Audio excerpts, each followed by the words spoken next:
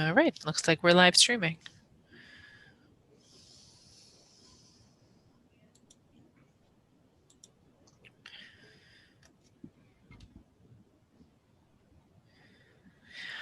All right.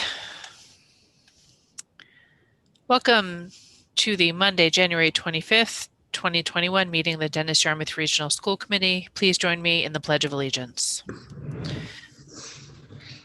I pledge allegiance to the flag of the United States of America and to the republic for which it stands, one nation, under God, indivisible, with liberty and justice for all.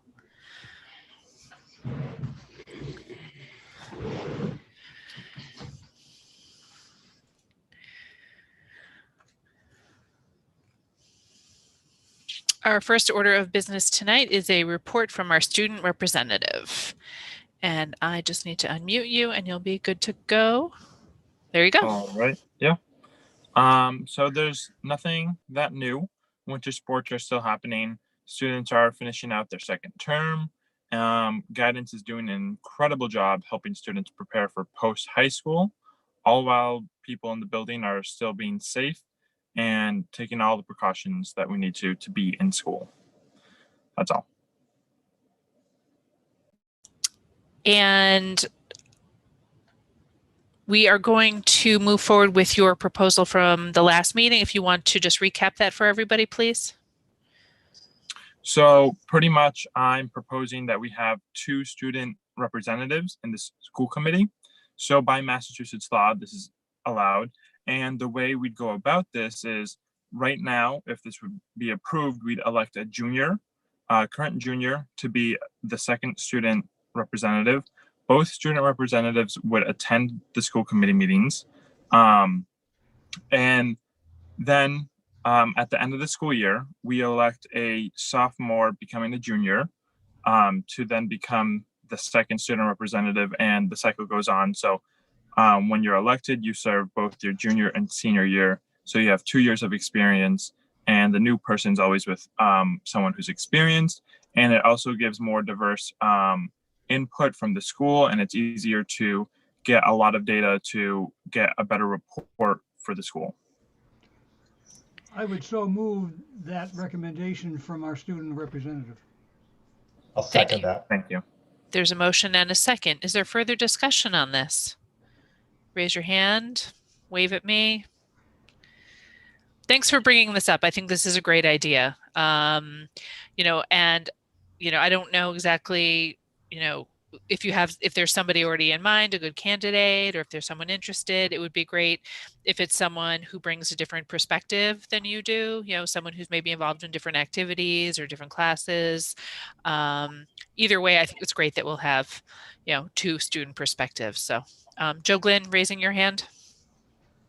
Yes, Madam Chair. I just wanted to say that Tynan, that's a great job. It was a great idea. I hope he wasn't offended that we had to table it for tonight, but it's a great thing.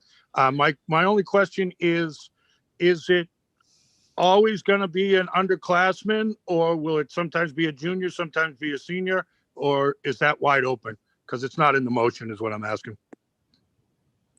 So the idea is, so right now I'm a senior, we'd elect a junior, and then from there on out, it'd always be 1 junior and 1 senior. So the junior stays on into a senior year and you elect someone to backfill, and then you just keep going. Correct. So Phil, so your motion was based on that proposal from Tynan, correct? Understood. Okay. Joe Glynn, does that work? Yes, definitely. Okay. Thank you. Excellent. Any further discussion? I'm going to do a roll call vote, please. Phil Morris. Yes, Phil Morris says yes. Zane Fitzgerald. Yes. Jennifer Rose. Yes. Jim Dykeman. Yes. Joe Tierney. Yes. Joe Glynn. Yes. And I vote yes. Thank you very much for the report and for the proposal. And I meant to start the meeting with this, and of course I flew right over it, that we welcome a new member tonight, Zane Fitzgerald, who was recently elected by the Yarmouth Select Board to serve the remainder of Brian Sullivan's term until the election in the spring. And we are very glad to have you, Zane. Thanks for joining us. And thank you to Tracy Post, who served in the interim at the last meeting as well. So we are now a full board again. All right. Next item is the superintendent's report, please. Thank you, Madam Chair. Lisa, could you put Marie Marasco into the presenters,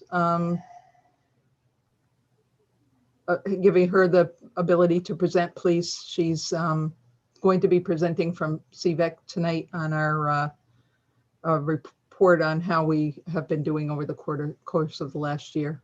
Can you give me her name again? I'm sorry. It's listed as CVEC, CVEC, Marie Marasco.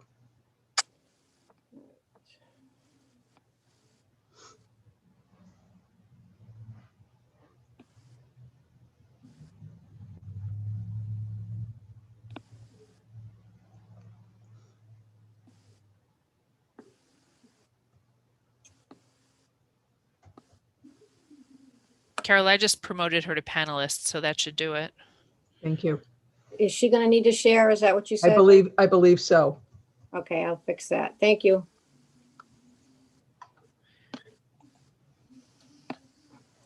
Okay, she's all set. Okay, Marie, are you there? We can't see you. Maybe you can put your picture on.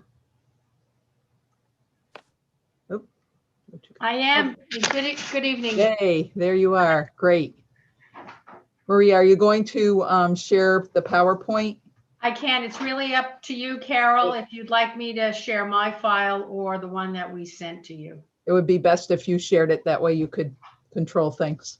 Happy to do so.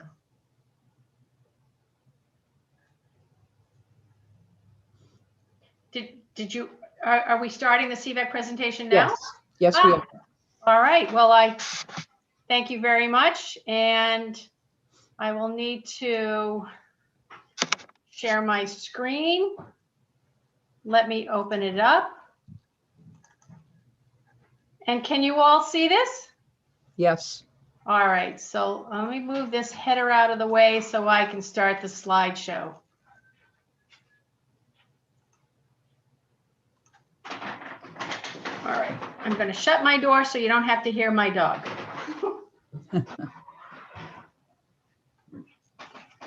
Good evening, everyone. My name is Maria Marasco, and I am the Deputy Director of the Cape and Vineyard Electric Cooperative. Liz Argo sends her regrets. She's feeling a little bit under the weather.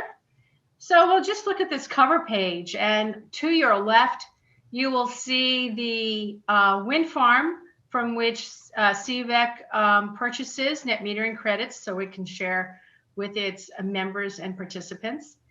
In the middle, you'll see a battery, somewhat of the size that you will see at the DY High School for the emergency shelter under a resiliency grant received from the Massachusetts Department of Energy, which I will get to you later.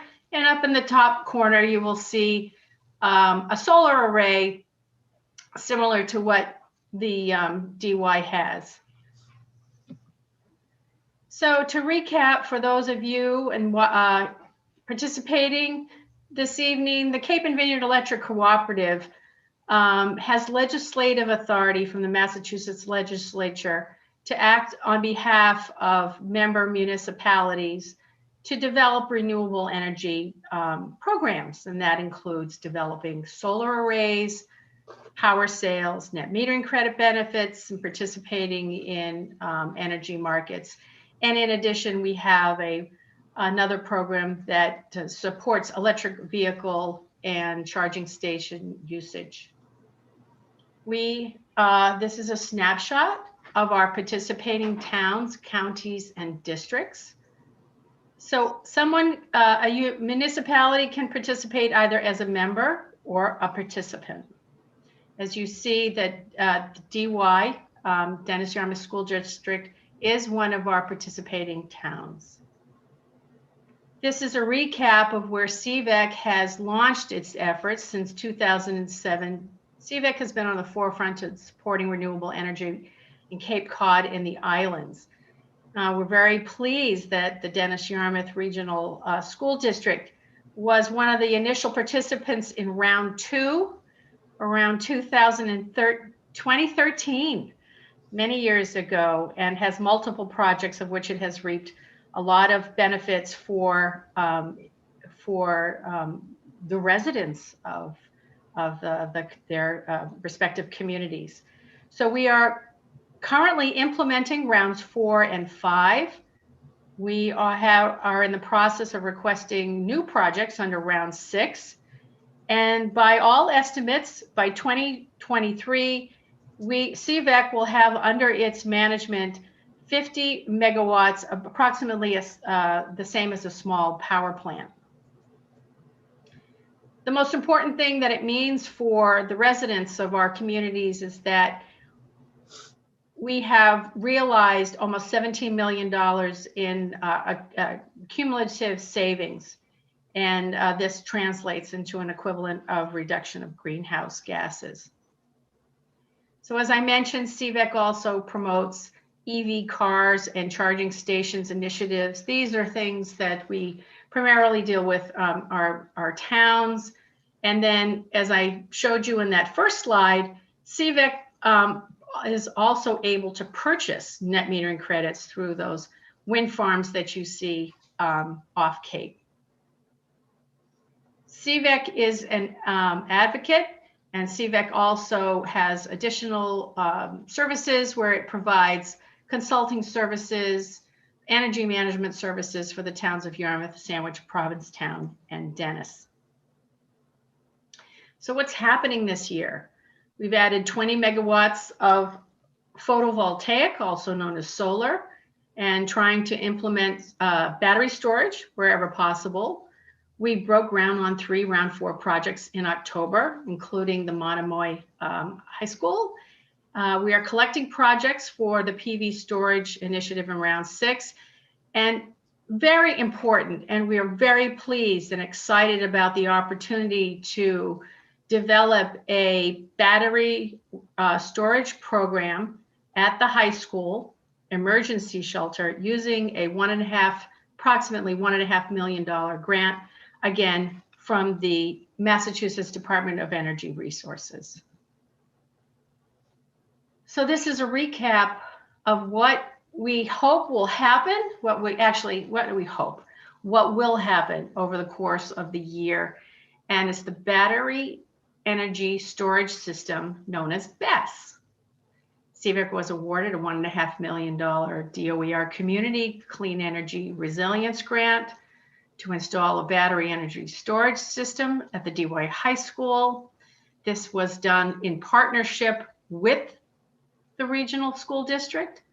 The battery will provide power during grid outages in conjunction with the existing diesel backup, as well as the CVEC solar on the DY High School roof. We estimate that it will yield approximately 4 hours of emergency backup.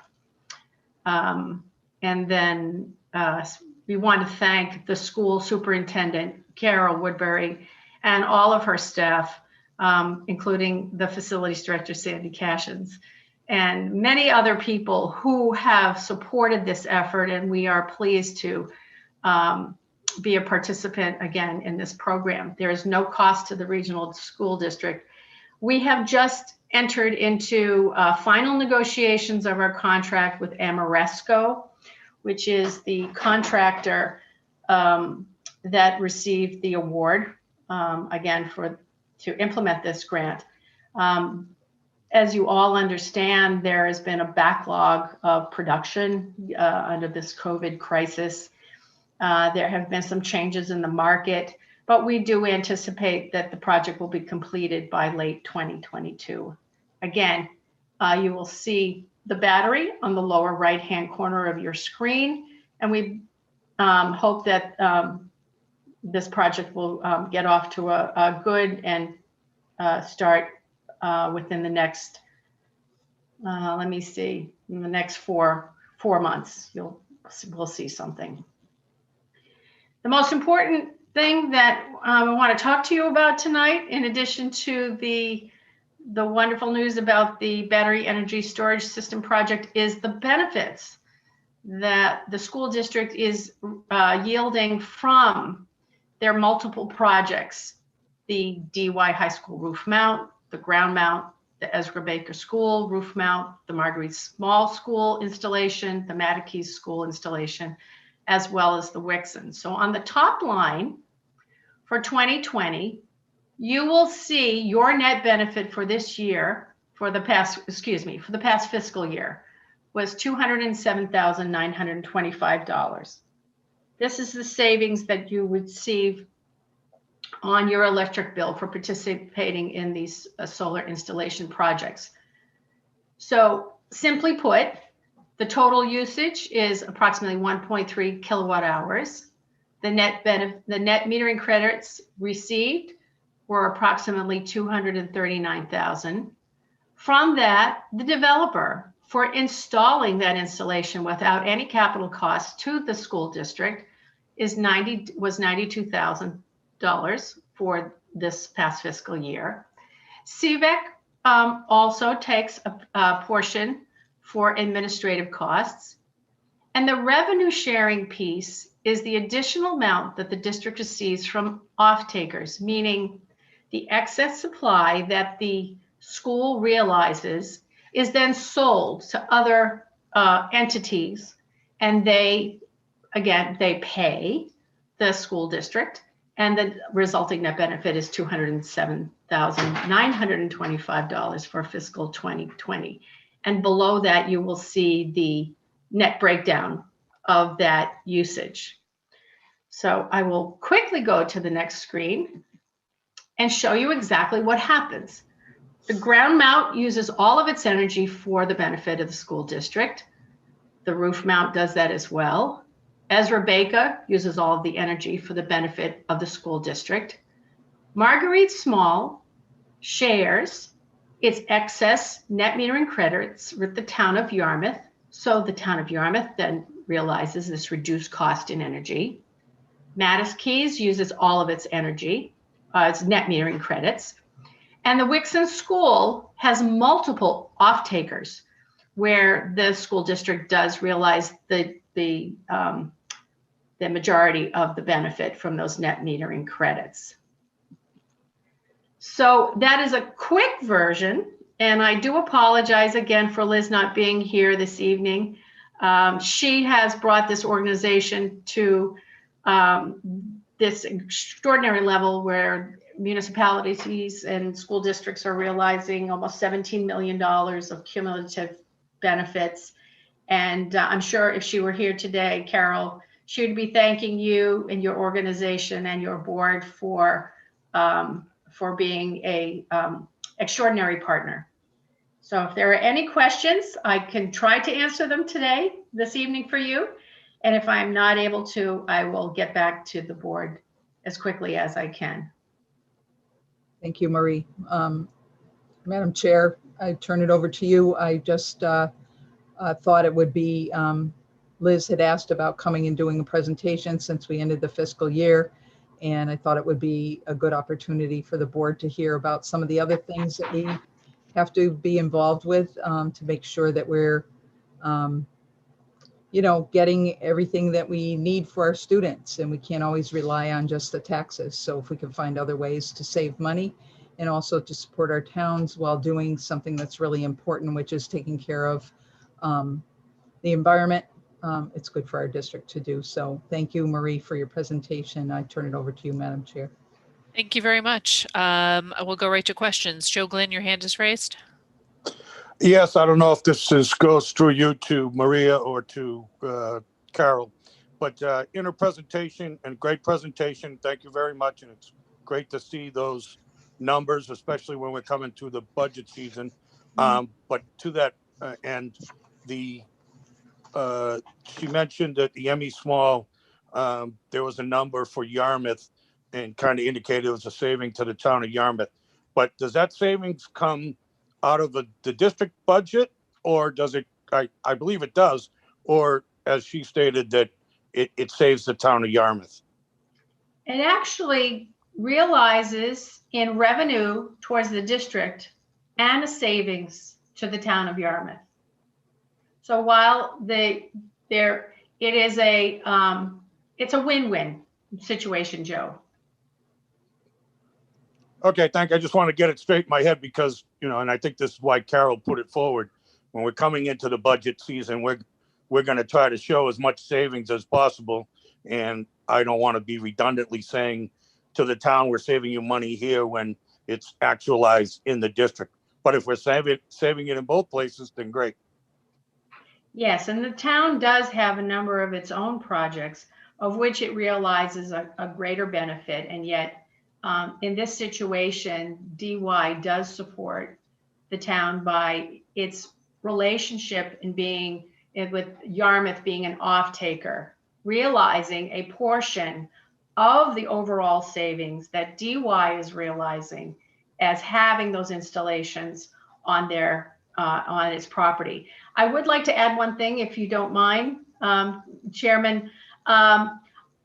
Moving forward, as best is realized, and in hearing Carol and her staff speak in previous and other conversations, CVEC would be looking towards developing and participating in an educational program where its students are understanding what is happening with this energy storage, what is the benefits not only to the regional community, but over to the entire Massachusetts community. So I just wanted to not forget to say that the benefits, not only of providing resiliency, translate into educational opportunities and long-term educational benefits. Thank you, Maria. Thank you. Joe Tierney? Thank you, Jenny. Maria, thank you for the presentation. That was great. There's a lot of good information there, and it's really great to see that. I can't believe it's been 7-8 years since we started this whole thing, and it's finally all come together, and there's solar panels and everything everywhere. My question is now that everything is up and running and we've got everything pretty much, maybe by 2022 we'll have everything totally done. Are we going to continue to realize these benefits kind of at the same level, or do you anticipate numbers going up or going down, or how does that all work? To the best of my knowledge, you are locked into the particular rate for a period of 20 years. So that we've got a few more years left on those particular contracts. And so those benefits increase. Now, I would also like to remind the school that it has opportunities throughout its contract to be able to purchase that installation in and of its own. CVEC is ready to help you evaluate at what point does it make sense for the developer to maintain control over that installation, and at what point maybe it might have benefits for the school district to acquire that installation. I believe, and I apologize, I'm relatively new to CVEC, but an evaluation was done previously. So I don't think that we may be there in this 7-year, but certainly as we get out to the 10-year, that is an excellent observation that you make, and an evaluation that CVEC will do on behalf of and in conjunction with the school district. So I think the benefits are there. We are also hoping that with the new school's construction that we might be able to support you in that decision-making process as well, to see about the benefits. Right. We've discussed that in the building committee meetings, the solar possibilities and savings there. So, we'll hopefully be working with CVEC and everybody to build that on that end of the new school. Thank you, Maria. Thank you, Joe. Good to see you. Thank you very much, Marie. Phil's waving. Yes, I was, and now I'm not. And thank you. Great presentation. Nothing like taking technical stuff and giving it understanding to very lay people like me. I have a history and service question. When my family first moved to the Cape in the 70s, it seemed like we were having up and down electric bills from off Cape electric companies plugged into the sandwich smoke machine. But there was Vineyard was separate, and they had the Cape and Islands, Cape and Vineyard Electric Company. Now, the Cape and Vineyard Electric Co-op formed in 2007. Is that the same company, the same electrical unit, or is it just using the same old name? No, I think, well, the Cape Light Compact, perhaps that is the entity to which you're referring, was the original entity from which CVEC evolved. CVEC, as a developer, if you will, is an extension of the Cape Light Compact, but they separated ways many years ago. So they actually operate as two different entities now with two separate and distinct missions, and yet we partner and collaborate in order to, again, identify those programs that best support its members, participants, the residents. But again, our projects are distinct from the Cape Light Compact. So we are not the energy provider for the for residents. We are the management development team for municipalities and municipal districts, including the school district. My service question revolved around the emergency shelter provision. Most people don't think of DY until there's a hurricane or a power outage of that component, and we don't get into it very much ourselves. But naturally, when Hurricane Bob hit in '91, we had company. They opted to go to DY High School for emergency. We were out of power for 7 days. They left early. But there was battery problems and difficulty maintaining the outreach for people looking for shelter. That battery size and the extolling of the virtues of what it can do for storage seems to be the peak of what's available. With that being said, Phil, without getting into the details of which I do not wish to misspeak, or I will actually offer, Madam Chairman, the opportunity to provide follow-up information with the board, and that actually would probably best be delivered after we complete our contracting with Amoresco. And Phil, if you have an opportunity on the CVEC website, is the feasibility study, which CVEC prepared with a number of experts along with, in conjunction with Carol and her team. And that might give you more of an insight into how this, to the questions that you pose. And I don't mean to be pushing you off. I am a new member of CVEC, and I am learning probably just on the same tempo as you all about BESS. So I'm happy to answer your questions going forward. If that's all right with you, Madam Chair. Yeah, thank you very much. I'm sure that, Phil can follow up with you and vice versa. And that, we'll have you back again soon. So thank you very much. You're welcome. I think we are going to move on with the superintendent's report, but thank you for coming, Maria. You're welcome. And thank you, everyone. God bless. Have a good night. Good night. Thank you, Maria. We appreciate it. Okay, I'm going to start the screen share so that I can, oops. Here.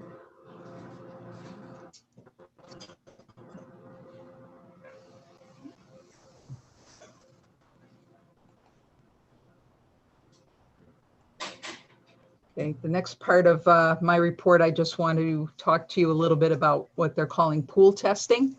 The committee received a lot of information in your packet, but I'm going to do a short presentation to hopefully boil a lot of that information down and be happy to answer your question. Let's see. Hopefully it goes to the next slide when you click. There we are. Okay, takes a couple minutes. So as everyone here knows, we opened for in-person learning on September 16th. have only been fully remote for 9 days, which was around the holidays, since September 16th. Since we started school, we've successfully had students who started the year remotely, but they have returned to in-person learning. We've opened many additional classrooms, especially at the elementary levels. And about approximately 85% of our students in K-7 are back in person in school learning every day. In preschool and grades 8 through 12, we continue with our hybrid model with our specialized programs in person every day. And we are having some conversations about the possibility of how we might be able to increase the number of days for our high school students. We've heard quite a bit from some of our students that they feel that they would like to be back in school a little bit more. So we're exploring the possibilities. Given all of this, I thought it would be helpful to give you some numbers about COVID cases in school. From September 16th to December 16th, which was the last day that we were in school before we took a snow day and then 4 remote days followed by an additional 5, we had 40 students throughout the district who had tested positive and 1 staff member. Now, none of them got it from each other. It was all something that they had gotten from the outside, but they did test positive. From January 11th, when we returned, to January 25th, we've had 19 students test positive and 2 staff members test positive. Still, there's no evidence yet of school-based transmission. And other people, other children and adults have had COVID, but if they are fully remote, they're not included in these numbers because our focus on pool testing is about the students who are in school every day. We wouldn't be testing students who are in remote learning. So the question is, should Dennis-Yarmouth participate in pool testing? I think it's important to understand what pool testing really is. In this particular case, it's taking 5 or 10 samples of various people and putting them all together in a batch. And then the pooled sample is tested with a PCR test to see if it is positive for COVID. It is really just a screening because you do not find out about the individual members of that pool until you do additional testing. So if you had a classroom of 10 children or 9 children and a teacher, you might decide to test them through pooled testing. And if it came back positive, and I'm going to talk a little bit more about this in a minute, but if it came back positive, then all of the individual students and teacher would then have to have an antigen test to identify who in the pool was the one, or maybe more than one, who were the positive tests.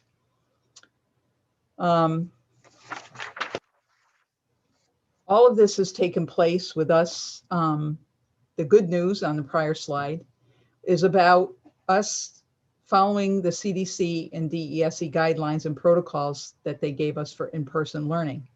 The distancing, the masking, the hand washing, the cohorting, the contact tracing, and the quarantining that we've had to do when we've identified a particular student or adult that has been in school, who's tested positive, and then we do the quarantining and the contact tracing to identify who may have been in contact with them in the prior 48 hours before we learned that they became positive.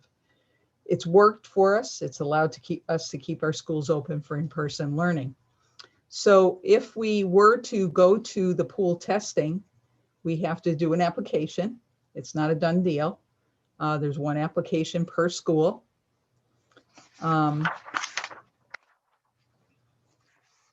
me just get to my notes. We have all of these assurances that we have to give the state. We have to collect and maintain the required consent and authorization for the administration of the pool testing from students, parents, teachers and staff, and any other person who would participate in the pool testing program. It would be probably on a form that would be provided by the DESE or by the pooled testing services provider.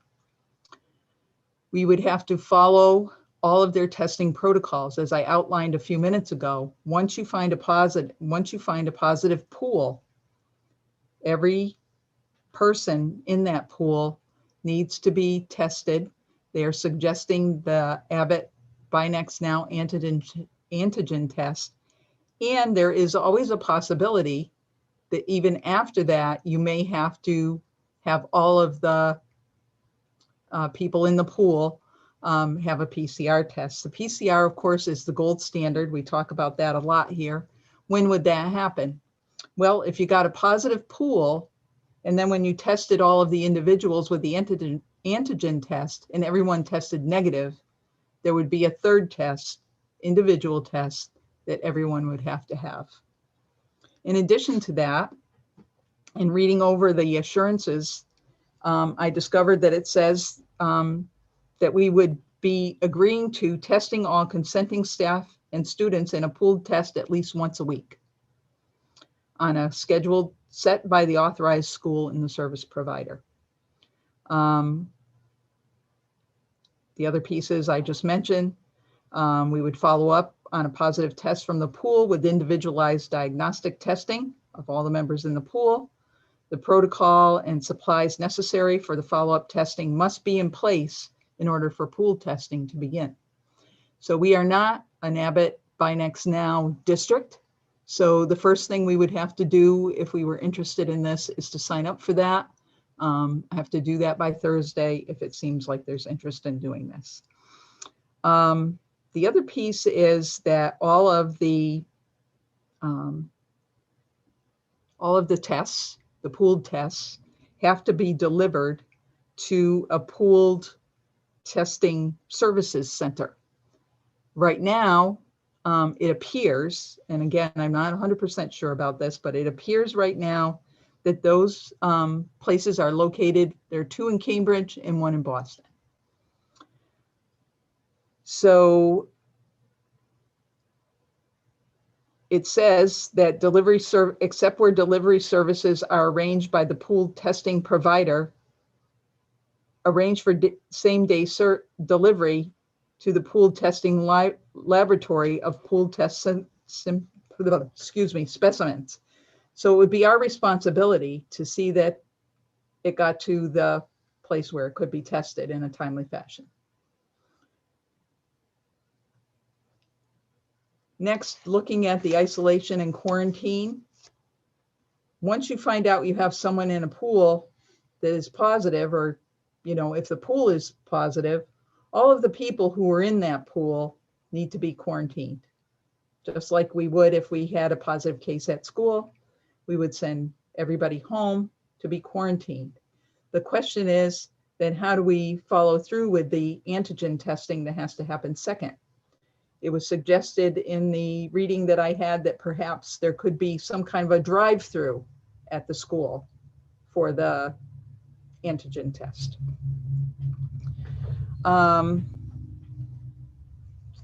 again, there would be more contact tracing as well, because again, even though we try to keep our kids at school in a bubble, all of the people who are in that bubble have to identify who they've been in contact with over the course of the prior 48 hours. Finally, we have to monitor ourselves for compliance. We have to communicate with teachers, staff, and students about the program on an ongoing basis, monitor for compliance on site, and train staff and students to conduct these tests. And we also have to monitor staff and students for compliance with PPE guidance and directives. There's a lot in here about the oversight. There's an online portal that we would have to be a part of about how to protect the confidentiality of the data, the legal duties that the school has to comply with the terms and conditions that are set forth. And one final thing in the statement of assurances, any oversight, monitoring, or evaluation of the activities of the school by the assigned pool testing service provider shall not diminish or relieve any way the liability of the school for any of its duties and responsibilities under the agreement. We're agreeing to a lot if we choose to do this. Our nursing staff has been extremely busy throughout this entire period of time. They're often called upon on the weekends and evenings if we find we have a case to suddenly spring into action and follow through with the contact tracing. And because they have done such a good job, we feel that we have done well with our in-person continuation throughout the time. So we have consulted with our local health directors in the 2 towns on this and our nurse leader.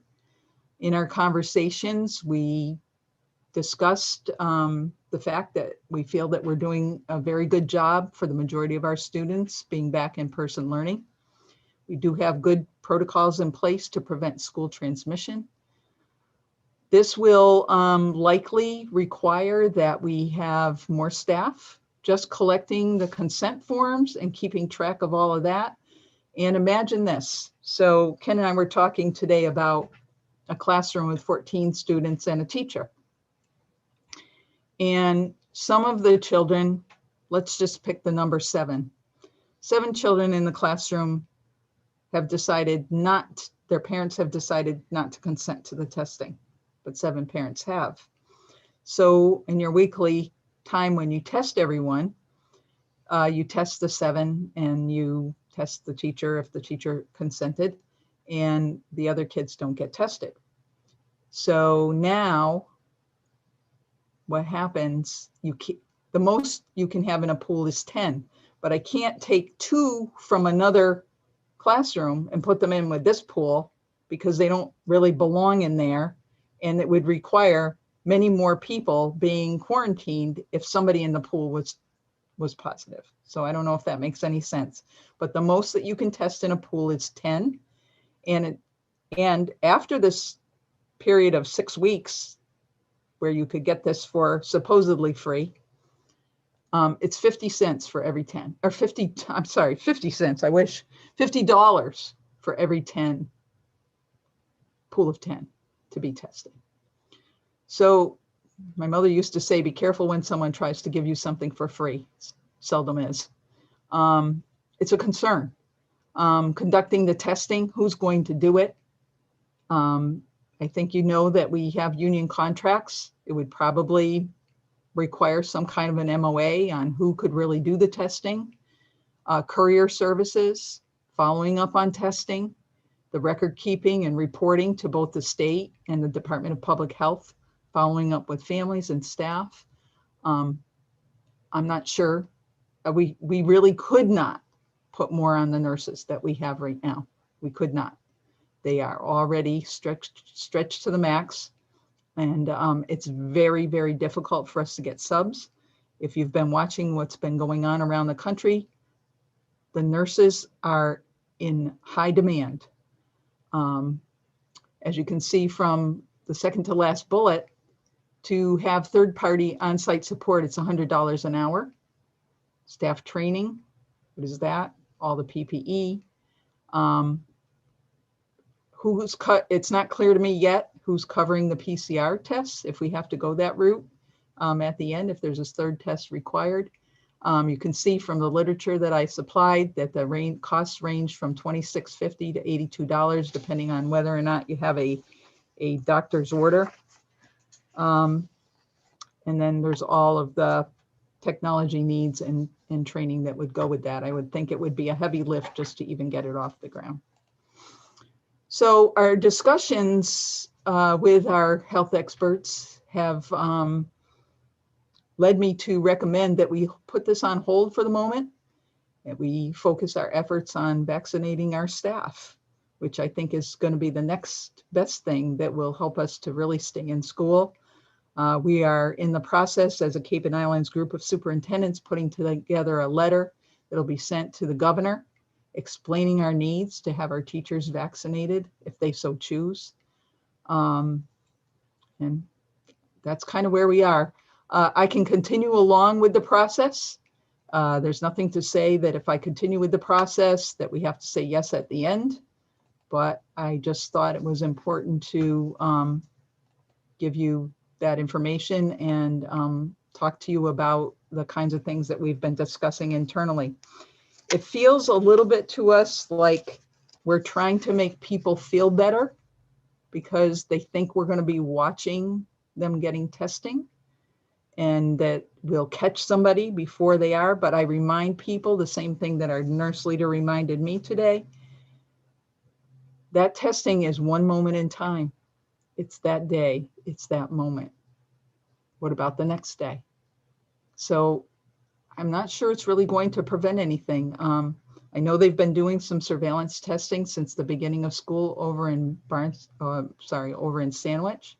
And I've noticed that last week's numbers for Sandwich are through the roof. So I'll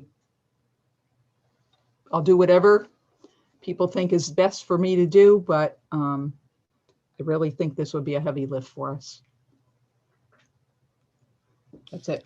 All right, thank you for the presentation. I'm sure everyone has questions. I'd like to try as much as we can to do one round of questions here. So, you know, each committee member can have their opportunity for their questions. So if you do have a question, you can use the raise hand button, which, so I see a hand, Joe Glenn, if you'd like to.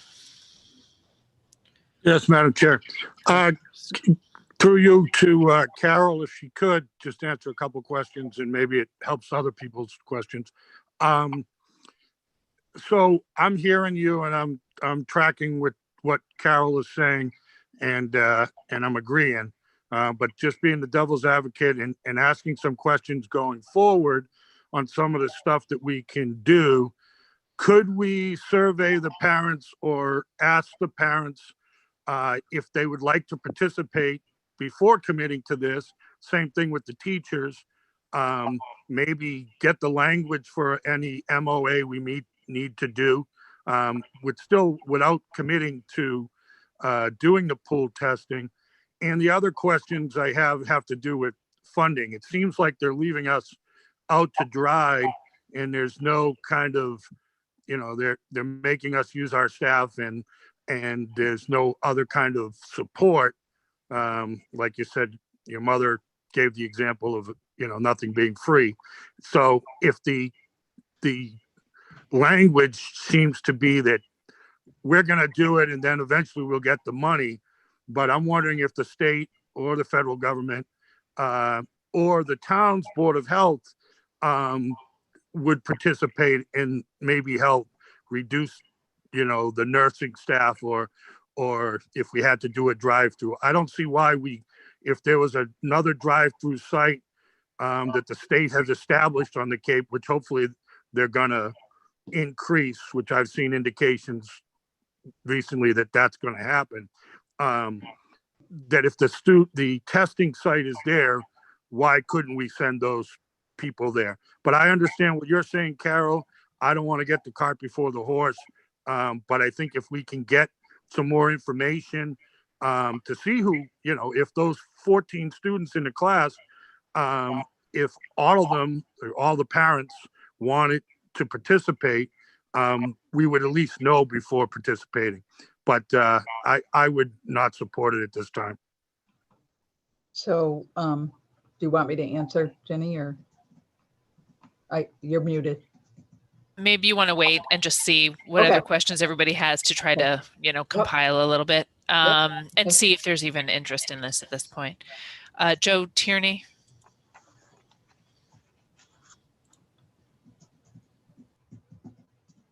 Thank you, Jenny. I guess I'll put the end at the beginning. Carol, I think we probably should keep moving along with it. I think we should just keep moving forward with this, because if we find some other information or anything like that, I don't want to be behind the 8 ball.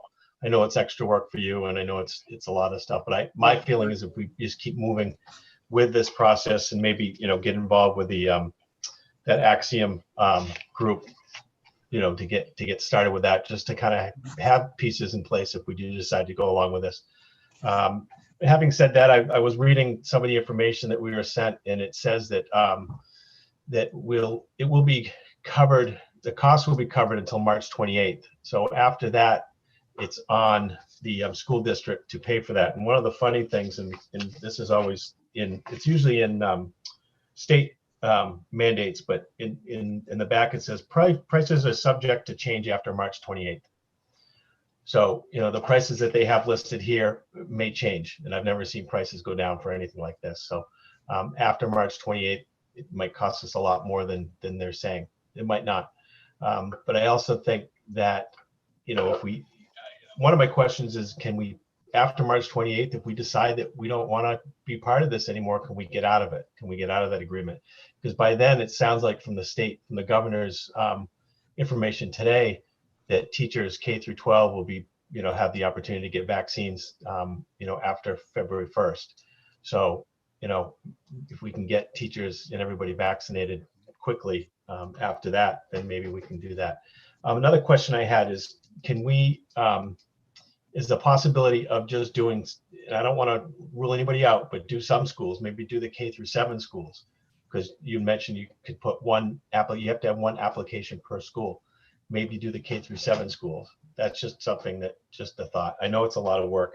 And who would oversee the whole project? Would it be, Kristen, the lead nurse, overseeing the whole thing? If that's the case, I think that's a lot to ask of her, because she's already taxed in what she's doing right now. So I think that's a lot. So, I have a lot of questions still that I'll run by Carol afterwards, but I think we should hold off for now on making a decision, but I do believe that we should keep moving kind of in the process of, if we don't have to commit. That's all I have. Thank you. Zane. Hi, thank you. Joe said a few of the things that I wanted to bring up, to go a little bit further into it. I agree that moving further along with it and understanding a bit more could be helpful. I had the same question when I was reading it this morning, that, is there any contract or agreement that we're putting that we can't bail out at March 28th? And also, there's some serious flaws in batch testing, both psychological and to the teachers as they see a positive and they wait for an individual to come back and these different things. But no testing at all doesn't seem like really a great answer for me either. And has there been any thought about any alternative solution? I know you said that, we're just testing a moment, but, seeing what's behind the curtain and what's going on asymptomatically or anything else, even if it's once a month, once every 3 weeks, something of that, has there been any other thought? Because I know other districts have put in their own testing programs in the last few weeks before the governor kind of came out with this. So thank you. Thank you. Jennifer. Yeah, my only question is, did it say anywhere what the result time is for the testing at the testing facilities and the sites as well? So I just wanted to know if there was any answers on what their commitment is into getting these results back. Thank you. And Jim Dykman, I think you had a question. Yes.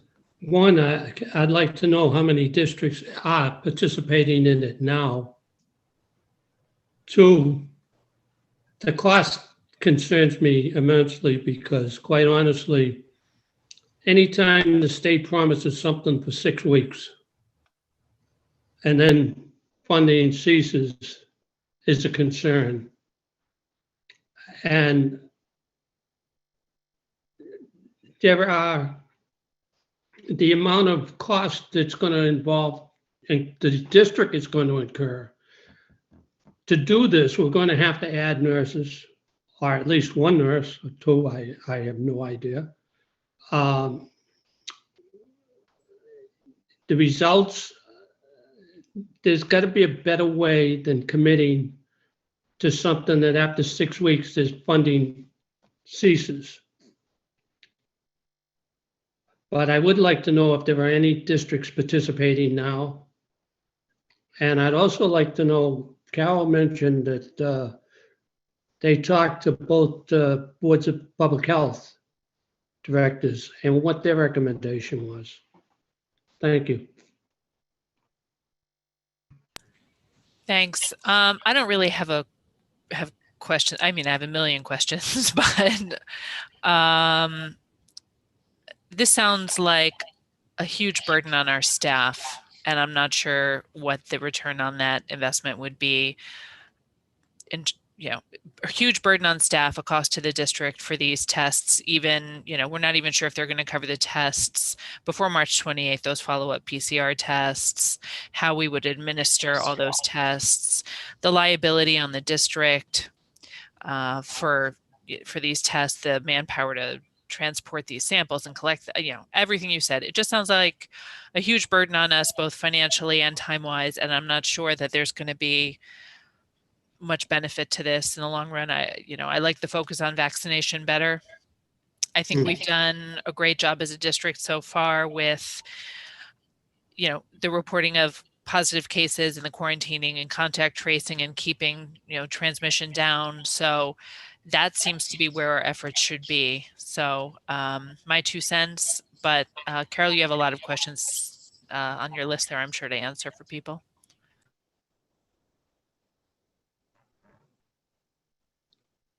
Carol, you're muted. So maybe I'll start with more of the final question, then work my way back. We had the meeting today with our health directors, and I asked them if it was fair for me to be able to say that we were in, that we all agreed that putting this on hold for the moment and focusing our resources on efforts on vaccinating people was an accurate statement, and they both said yes. I'm not trying to throw anybody else under the bus, but I feel like I need to rely on these partners when I'm trying to decide on things that are a little out of my wheelhouse, like I'm not a nurse or a doctor. In terms of who's doing it right now, we think Lawrence, Salem, and Lowell. They're places that have had trouble getting kids back in person. We might not even get selected because we haven't had trouble getting kids back in person. We don't even know. I hear what you're saying, Zane, in terms of the flaws with batch testing, but would it be good in the moment in time? Would it be good to know if someone might be asymptomatic? They have been doing some individual teacher testing from time to time over in Sandwich. They've been testing the adults. And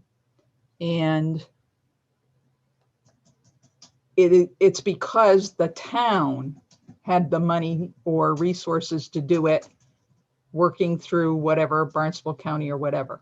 It did not come from their school district directly. And since it was being given to them by the town, they took advantage of it. But I don't believe that they test any children. Do you, Ken? I don't think. Sure. Right. Yeah, I don't think they're testing students. The thing that we're hearing too, on the call today with Kristen, is that people are still struggling to get tested when they really have symptoms. When a particular family that I happen to know, the parent was positive, tried to get the 3 children tested, and they were told no. You know, we're just going to presume that they're positive. The parent insisted that the children be tested, and they were tested, but that's just one example. And that really kind of means to me that there isn't enough testing still, even now, in spite of everything that we're doing. Yeah, maybe it could just be the early elementary schools or some schools. I'm not really sure. The thing that I worry about is when you sign that statement of assurances, you're basically saying, yes, we'll do this. Yes, we'll do this. And that means we will get consent and release. We will make sure that we have the proper PPE. We will make sure that we're doing it once a week. We will, you really are making a lot of commitments. I can sign up for the Binex now without making the statement of assurances, I think, and I don't know how much more time I have to sign up for the whole thing, but you can't sign up unless you apply for your individual schools, whichever schools you want, and make the statement of assurances. It's a required piece. One of the things that also came up for us is that there is a rapid response team at DESE. And so far, with everything that we've been doing, our nurse leader calls DESE every time we have a case. Every time we have a case, she calls them. They keep track of everything. They, if they thought we were having a problem, they would send their rapid response team down, and they haven't needed to do that yet. So that's another example of how we could get, quote unquote, free service if we found ourselves in a bind, without doing all of this other surveillance testing. As far as the public health department, I think somebody mentioned the local health departments maybe helping us out with drive-throughs and things. They don't have the manpower either. They don't have the person power. They are just as out straight as we are. And so I wouldn't want to suggest that they could do it when we don't think that we could do it ourselves. As far as funding, there are promises of funding, state and local, state and federal funding supposedly coming our way. It's never a good practice, in my opinion, to spend money you don't have. And that's one of the things, if you read the fine print on the bottom of Appendix A, I think I gave you this handout. It says pass-through costs are billed on a reimbursement basis. The state will cover pass-through costs until March 28th. One of the pass-through costs is transportation for the shipping courier. So I don't know. I think it is, I agree with what people have said here tonight. I think I should move along as far as I can move along without committing us to something we can't go back from. And so that we can make sure that we get all the information. It's always important to have, in my opinion, information. And that's why I've gone with as far with this as I have. I don't want to just disregard it out of hand for sure. And I also want to hear what the committee has to say. So I hear everything that people are saying. And I think what I'm taking away from this, oh, somebody mentioned about surveying parents and teachers. I guess we could probably put out a survey. We don't always have great luck with people sending information back, but we can give that a try for sure. So I'm sure our teachers would be up for it. But again, I just want people to picture this. They showed us a picture of a Lawrence school with a little girl in kindergarten or something talking to the woman with the mask on and the face shield. And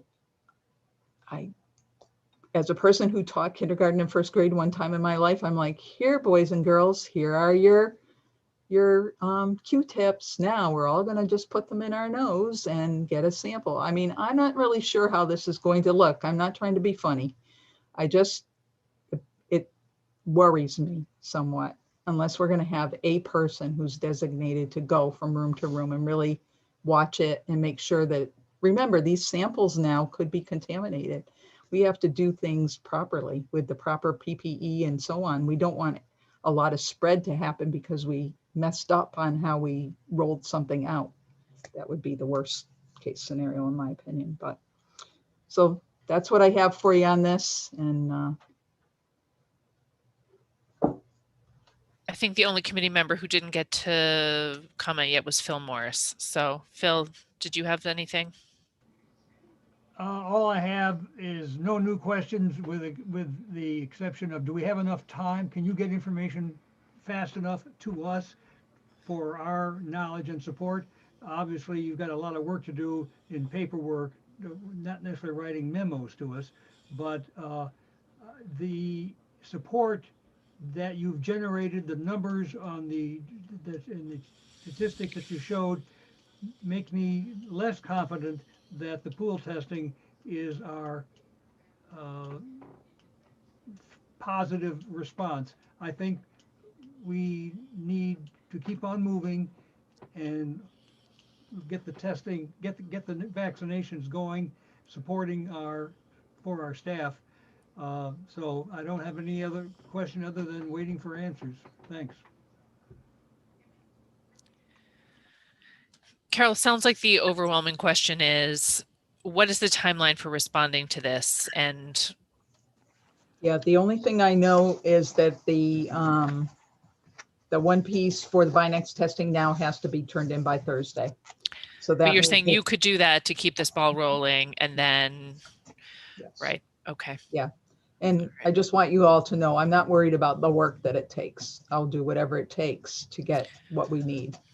It's just a matter of, Well, if that's the best allocation of resources, right. we'll see. Mhm. Both Joe Tierney, did you have a quick follow on to that, or?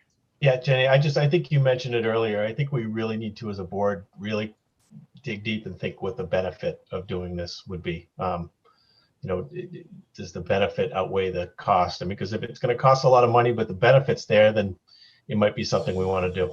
But we really need to think about what the benefit of doing this would be. So that's my only comment. Thank you. All right. And Joe Glenn, if you had a I wanted to make a brief motion if it follow-on. was okay. Make a motion not to recommend, move forward, and maybe if the board agrees, to move forward and maybe do a survey or consent forms for the teachers and the students. So, but move not to recommend. I don't even know that we need a motion at this time. I think only we would have to, Carol, have a positive motion for you to enter into the program. I'm not, the reason that I would want something from the committee would be because if we are going to spend resources, that falls under the committee's purview. But the stuff that I have so far, and if this period is really a period of no cost, then I could probably just move along with it myself, feeling as though the committee would support that if that seemed to be the right way to go. But as soon as it turned, and I guess the question that I still have, and this is why I need more information, but they seem to be doling out the information in these dribs and drabs. They're not giving us the whole picture. I mean, it wasn't until today that I really went to the statement of assurances and found that we would have to be doing them every week. And yet it didn't say, is it everybody every week or all of the people who consented? All right. Well, I think that at this point that, you'll keep us updated on the information you get on the testing. And if we need to come together to take a vote to approve this expenditure, which it would be at some point, then we could certainly do that. That sounds good. Thank you. All right. Joe Glenn, do you want to withdraw that motion or do you want to go forward? I withdraw the motion. Thank you. Okay, we are, Carol, do you have more in your report? Sorry. I believe that's it for my report. Okay, thank you very much. School committee liaisons to the boards of selectmen. For Dennis, I attended the selectmen's meeting this week. I don't have anything pertinent to report on for the committee at this time. I will say that we are trying to enter into a rotation, the three of us and Dennis, so that we're covering these the select board meetings so that we can report back on those without any one of us having to go every Tuesday or every other Tuesday. So we will keep on that. Anybody have a report for the Yarmouth Select Board? Joe Glenn? Yeah, so the last meeting was the selection of the school committee member. So congratulations to Zane. He obviously did a great job, as did all the other candidates, Thomas Talentino, Michelle Conover, Will Rubenstein. I think they all committed to running, which was a question that I asked in public comment just for myself.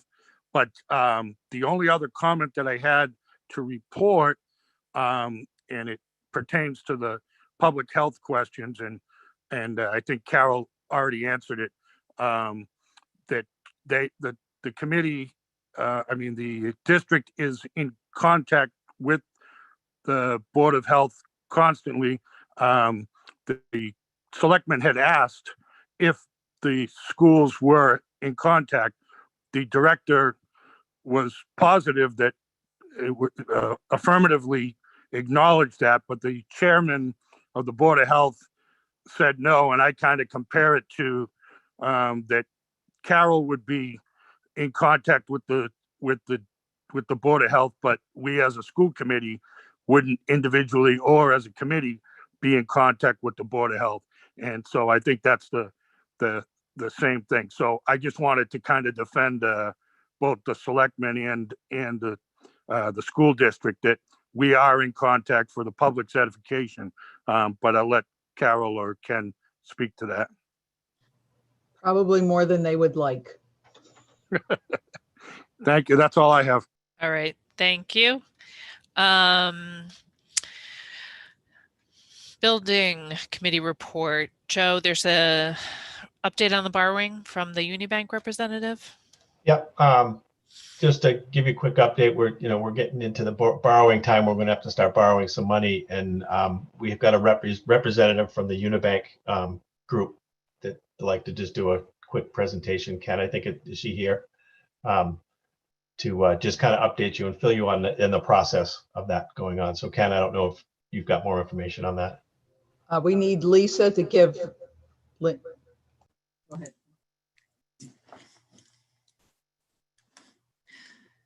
Sorry, yes, we need Lisa to just open it up so Lynn, we can get the visual. She should have it. I've already made her. Lynn Welsh is a panelist, if that's, yes. Yep, there she is. Perfect. Okay. Yeah, I already made her. You know, an inevitable part of this process for building a new school is borrowing. And the goal is always to move to the next step, make sure we maintain appropriate cash flow. You know, both towns, everything's been resolved, have approved the building of the school. And the next step would be some significant borrowing, and yet do some borrowing to maintain cash flow without unduly burdening the towns in FY22. And if I could, I'll just hand it over to Lynn. She's our Unibank expert. She's great to work with. She's been excellent representative for us and taking care of our districts. And so, Lynn, do you want to talk a little bit about the next wave of the borrowing? Absolutely. Good evening, everybody. Thanks for letting me come in tonight and join you. As Ken mentioned, my name is Lynn Welch. I'm from Unibank Fiscal Advisory Group. I've been working with the district on various projects for quite some time. With the middle school, as Ken mentioned, with things moving forward now at a little faster pace, we're kind of looking at cash flow needs roughly, a year out. And we want, with being cognizant of the low interest rate environment and what will best will, again, what would be the best result for the district and the member towns.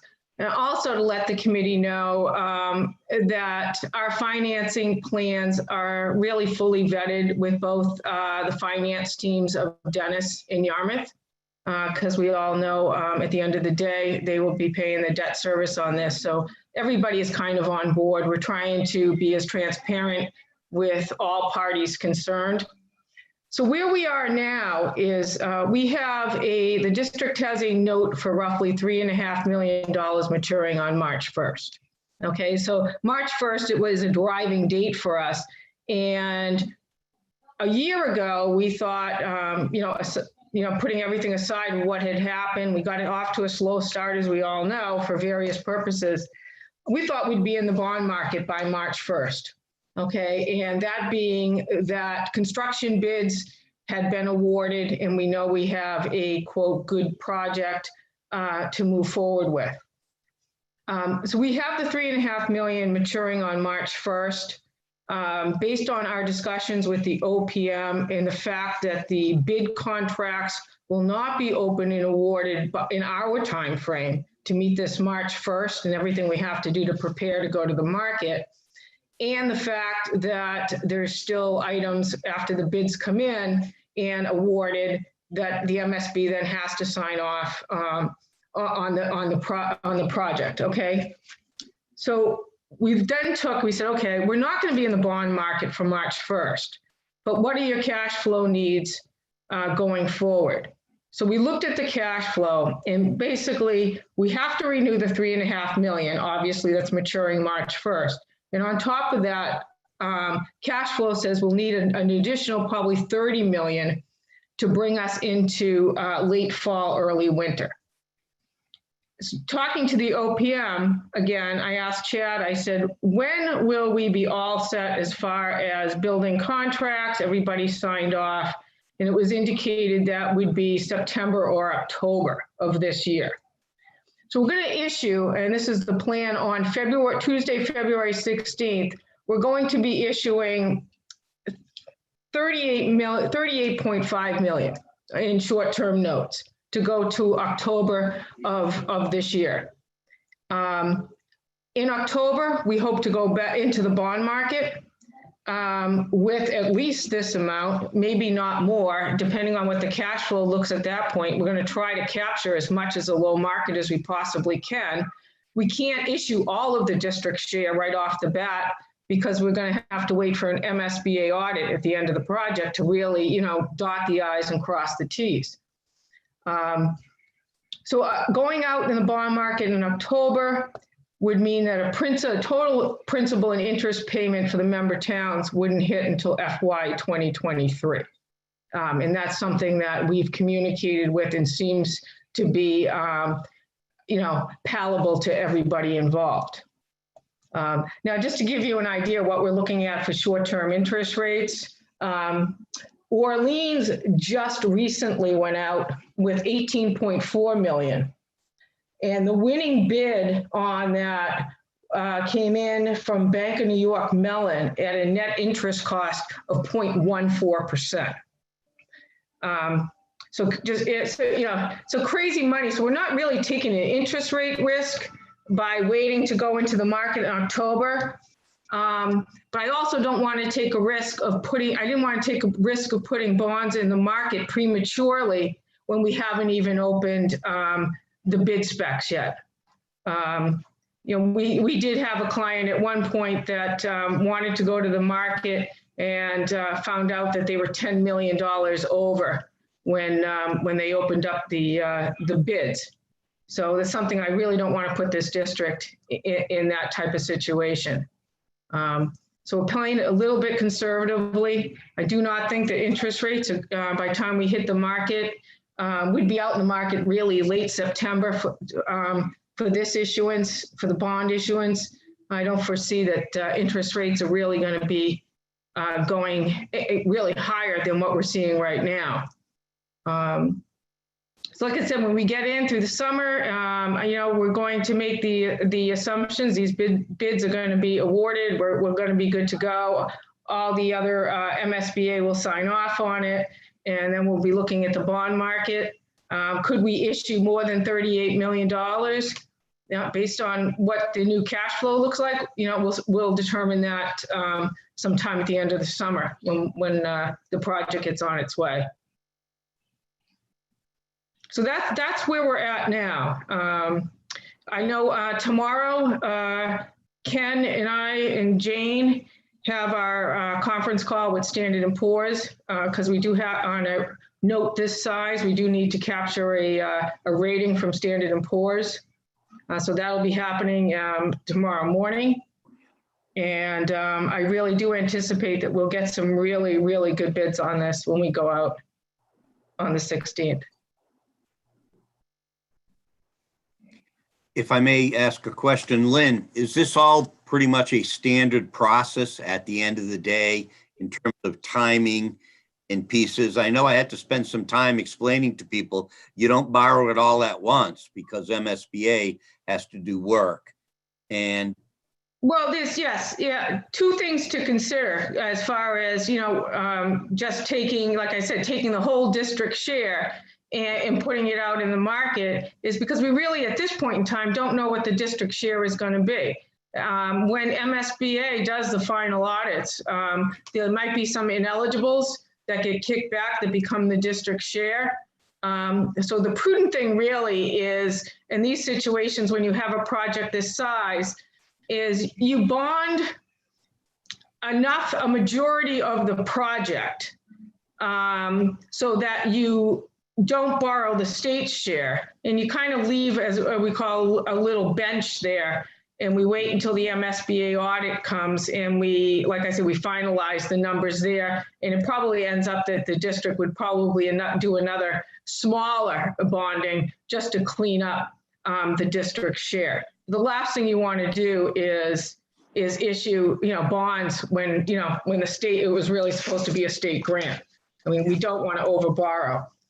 The other piece of it is the IRS, since we're selling these as tax exempt, they have a benchmarks of spending on proceeds that you have to meet. And if you don't meet the certain benchmarks, then they look to see if you're into some type of arbitrage situation. So that's also, when we look at cash flow, it's what is reasonably going to be going out the door, and does it meet these certain benchmarks that the IRS has put in place? And just one other point to reiterate, and perhaps the committee has questions. Consulting back and forth with town reps and so on, are part of the conversation. We feel this works with the cash flow of the project to keep it going, but again, respects the needs of the town. We all know, both towns as well as the school, this is a little bit of a tough year and planning for next year. So you don't really see a big impact until FY23. And I think that sort of is the best way, where we get the school built, but we're being careful not to impact the towns until the last moment, if you will. Right, and particularly, Yarmouth has been quite involved. We're going to be financing the DPW building. They have their wastewater project they hope to bring on board. Dennis has their projects too. But I think, everybody now understands the commitment for the debt service going forward. It's just a matter of letting them know what we're doing. We haven't really gotten any pushback at all. I think they're welcoming the fact that, we're bringing them in on our conversations. Thank you very much. Committee members, questions? You can use your raise hand button. All right. That's it? Yeah, there you go. And we will have documents, as you probably imagine, at that February 22nd meeting. Right. Mm-hmm. Have to make arrangements for people to physically come on site to sign.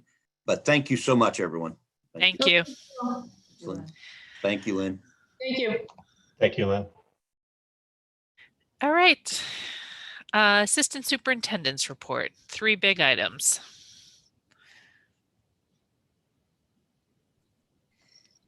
Yes, okay, so that was in a sense one of the first items, even though it wasn't under my piece. The second issue is, we know there's been many questions, many concerns about HVAC, many observations, many comments. There are huge reports, 100+ pages, some significant spreadsheets, and recently I believe we sent the punch list, if you will, summary spreadsheets. This evening, we asked Paul Murphy from E&E and some of his staff, Russ, and some of his team, to come and briefly explain, basically, what do the reports say? What are the implications of the reports? And are there things we still need to work on? We just wanted to make sure that people who produced the reports, analyzed the reports, were available to present. I believe what we've been saying all along is true. We're in a good place. Is it perfect? No. Are we constantly monitoring? But are we mitigating and providing what's needed so the schools have appropriate air that does not contribute to causing some kind of in-school transmission? And so, Paul, E&E, a quick background, then I'll hand it over to Paul. The district, I think, has been working over 20 years with E&E. They are our subcontractor for HVAC.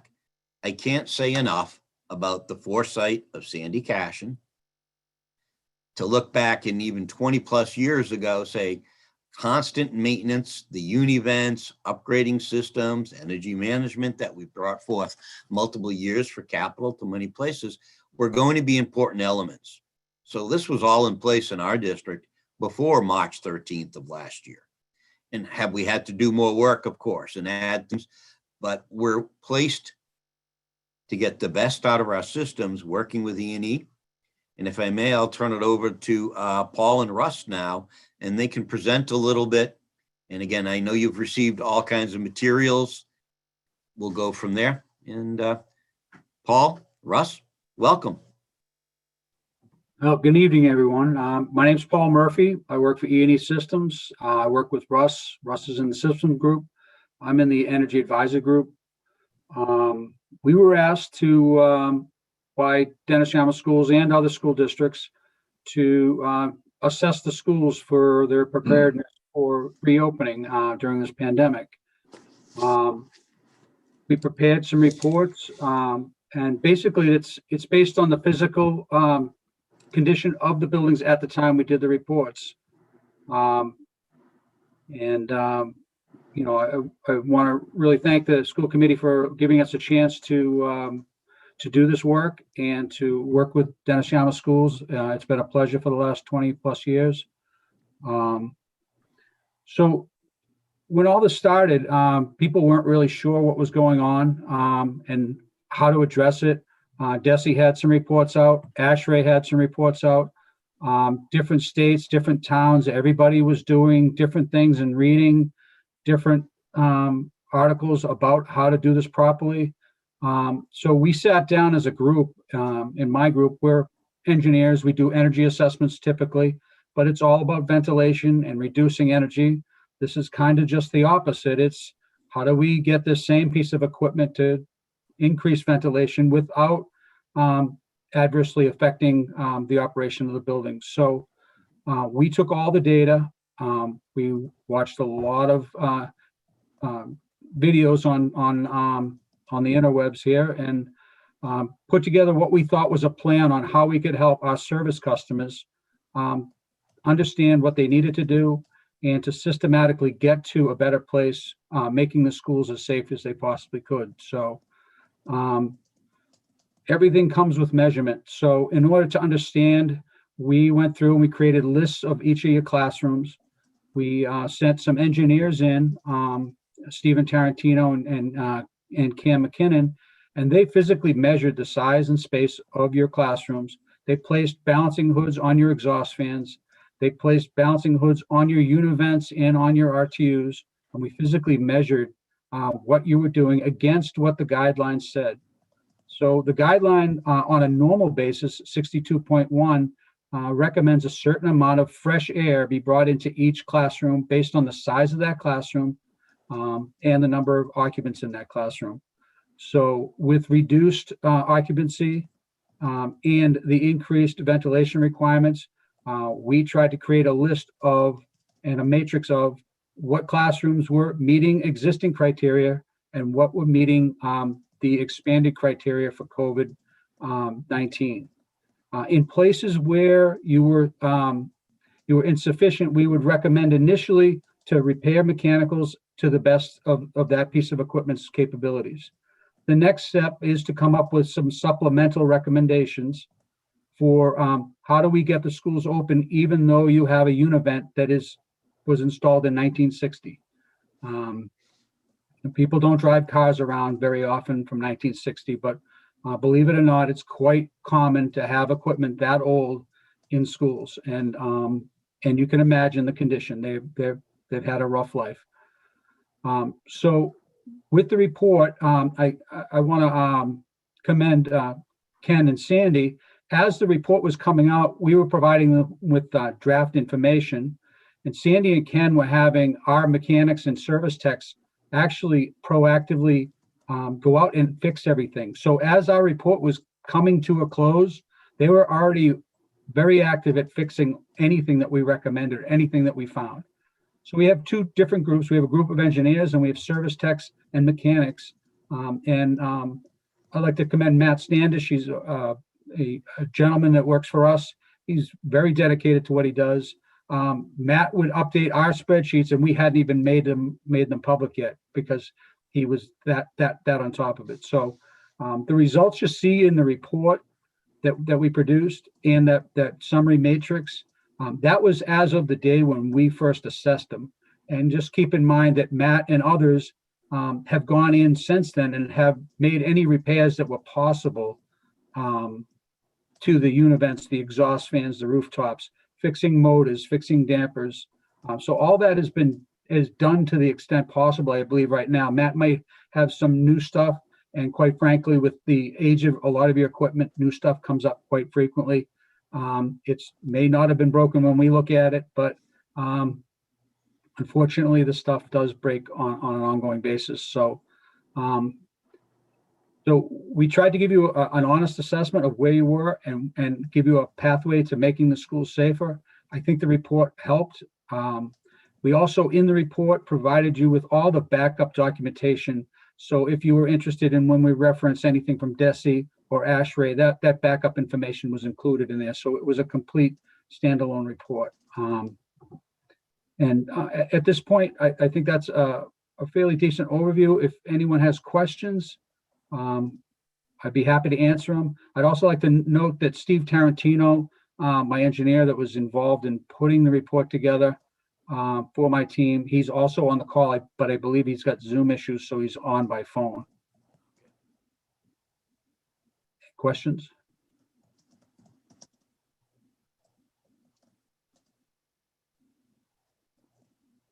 Thank you, Paul. Jenny had to step away for a minute. Okay. But yeah, thank you for your presentation. I think there's a lot of information in your report, and quite frankly, some of it seems like French to me, and I didn't do well in French. So, does the board have any questions on that report? Phil, go ahead. Actually, it's more of a comment. I'm impressed because it's so detailed, and the continuity over the years that you have been in collaboration with DY. I haven't seen a lag or a mistake that something you overlooked. It's been useful when we talk to the town halls about capital budget items or needed extra repair work, that we've been ahead of the game. And frankly, having been now on the Yarmouth FinCom, with all due respect to my hometown here, I think DY's been way ahead in planning and in preparation. So thank you very much for what you've done and been doing. Thank you.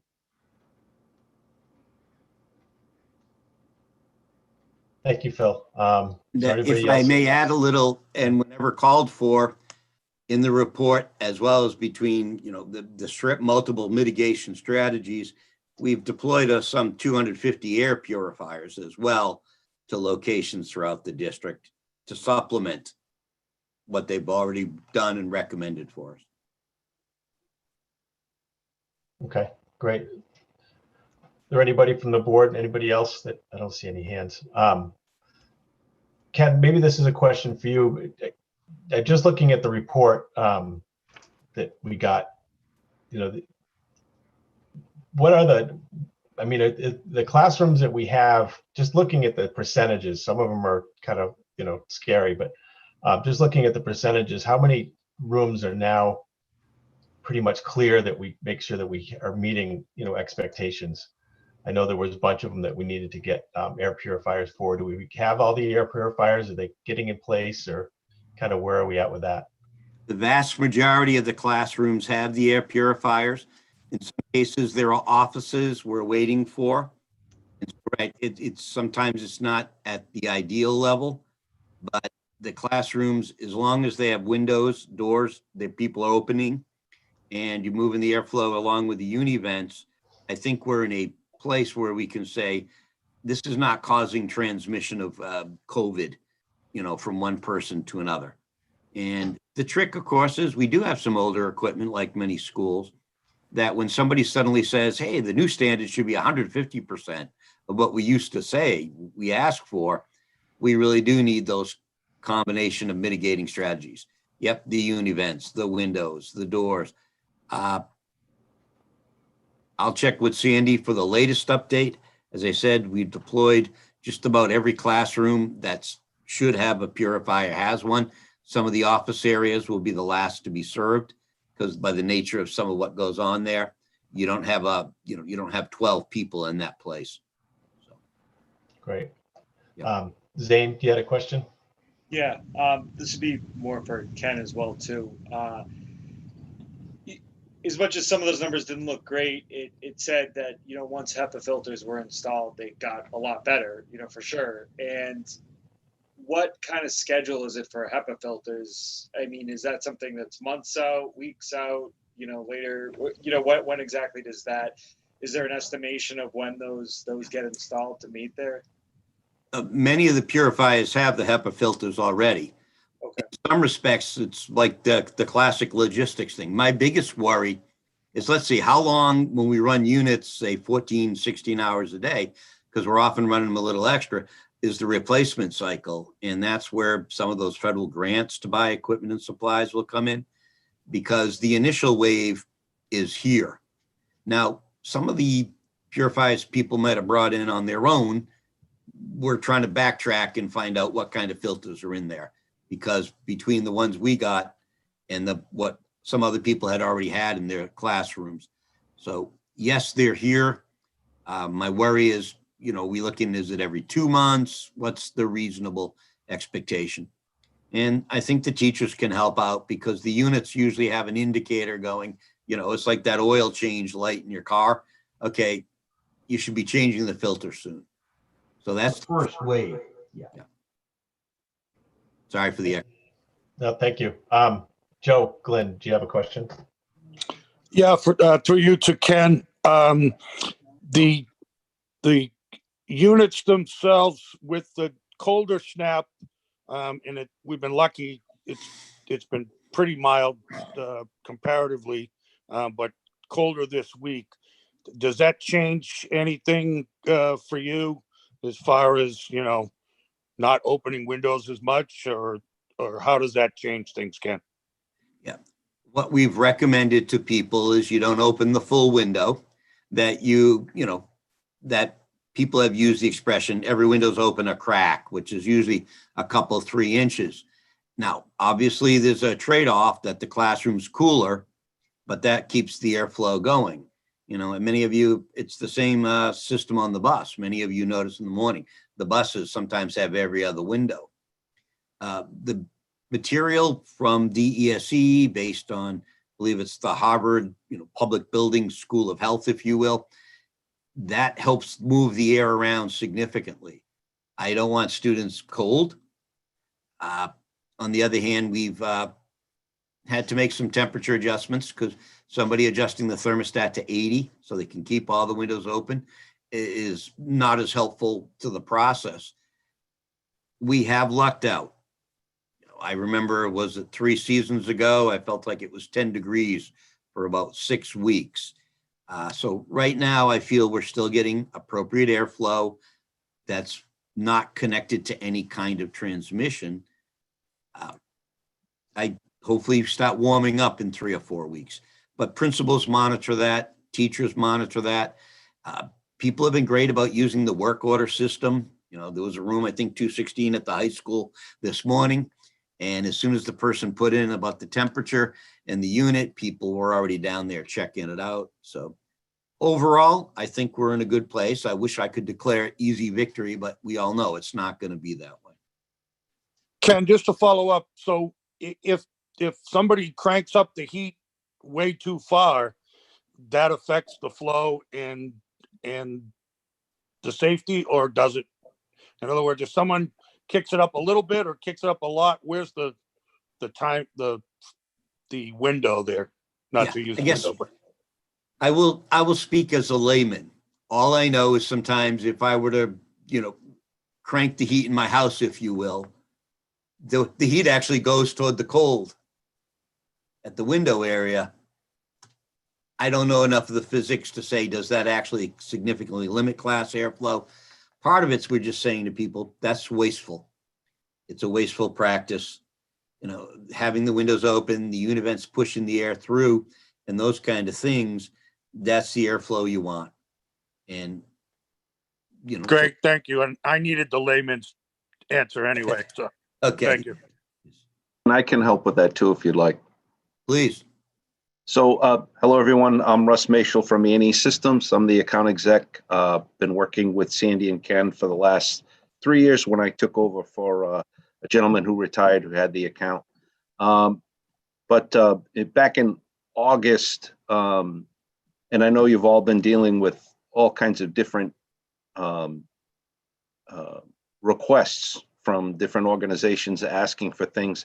And some of them had been, and it was standard. It's nothing against any organization. It's just things that came out of the media, came out of different organizations dealing with COVID that were well-intended, but unrealistic. So a lot of people were following the more is better approach.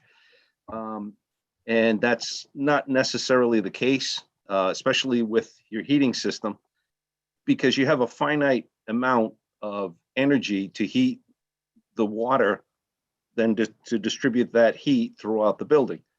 So, Joe, to answer your question, yes, the more people that start cranking the thermostat, they're putting more demands on the system, and you start robbing Peter to pay Paul. So, because there's, for instance, the high school is the one with the most energy management system in it. So I can speak well on that because we have good documentation, we have good plans with schedules of equipment in there. So I know there's 3.2 million BTU boilers. And when an engineer designs a building, they'll do what they call N+1. N is the number of BTUs you need to run the building. And then they add one boiler. That way you can always do a maintenance, or if one goes down, you can at least run the school and keep it from freezing.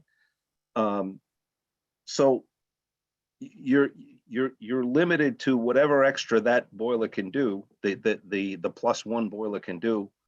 And after that, you're done. All you do is you start dropping the hot water supply temperature as the load increases, because the boilers are running flat out. That's all they can do. So that'd be a good thing to point out to the teachers is, there's only so much fuel in the tank. Everybody starts drawing at once, and it's going to affect the whole building. So, and with all of these windows being open and the extra minimum outside airs that we've increased to, and we've done that safely. That was the conversation that we had in August, Ken, when they were asking for 100% outside air. You just can't do it. It sounds like a great idea, but when you get into the heat, the shoulder months are fine. You can do it in the shoulder months, but when you get to the heating season, you put so much demand on the heating system that you'll have all three boilers running flat out all day long, all evening long, especially when they were asking to do that 24 hours a day, even when no one was in the building. You'd be burning out boilers, you'd be blowing up burners on the boilers, your gas bill would go absolutely through the roof, and you'd have more breakdowns than you'd want to deal with in one school year. It's just not, the system's not designed for that, buildings aren't designed for that. And then, and that's a building that was built in the 90s. Now you start going out to buildings that were built in the 60s. A lot of them didn't even have minimum outside air. So those are all considerations that sometimes concepts sound good, but you really have to apply them by the building, and then the systems installed in the building to see what's best. And I think that we've, through everybody's efforts, done a great job threading the needle here, because the proof is in the statistics. I mean, you guys are doing really well down there. And I'm saying down there because I'm in Bristol, Rhode Island. So, it's a testament to the maintenance that's done. And I don't mean just the HVAC maintenance, pat E&E on the back. I mean, all the way around. If you don't keep the buildings clean, it doesn't matter how much outside air you bring in. You're going to have cross-contamination. And you're obviously keeping the buildings clean. You're obviously, with the contracts we have, we've you know, you're obviously Yeah. maintaining the equipment, Those are so most of the stuff. you'll get the results are there. But the short answer is, the more people crank up the thermostat, the less capacity, the more demand you're going to put on the system, and less capacity you'll have overall. Thanks, Joe. I could just Tierney, jump did you back have because I one? don't. Looks like Joe has his hand raised. So I just wondered if you had a question. Yeah, I just had a quick question. Thanks, Jenny. Might be Ken or even Russ. Repairs on like the univents or any of the systems, are you encountering any supply chain issues with getting parts, things like that? I know in my industry it's outrageous, especially with those older units. But do you know of any issues with obtaining things for repairs? And are the repairs to the things complete? Have you done what you could to repair what you needed to repair, and then now you're onto the air purifiers?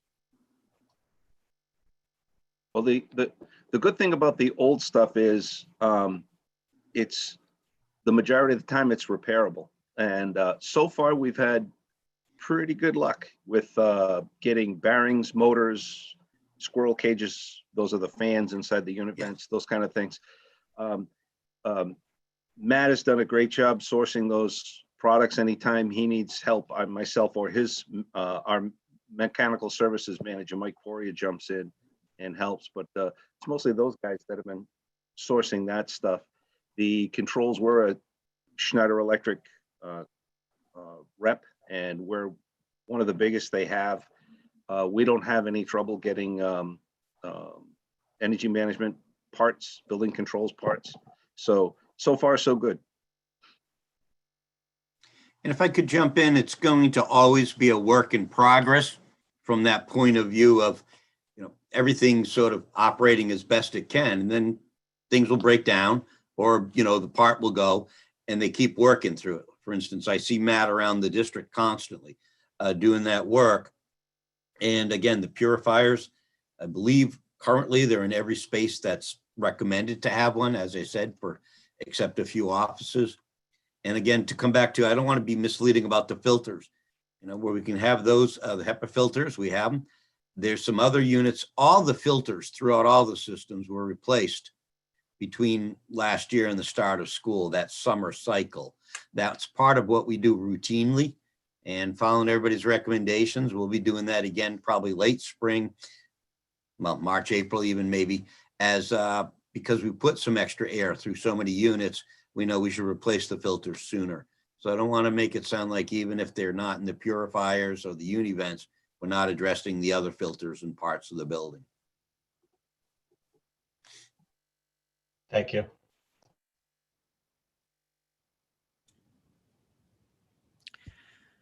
Great. Thank you very much.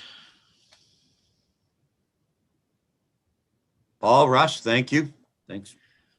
You're welcome. Glad to help. All right, well, Keeps thanks us for having us. operating. It's great. Thank you. As usual, if you have any other questions, feel free to reach out. Yes.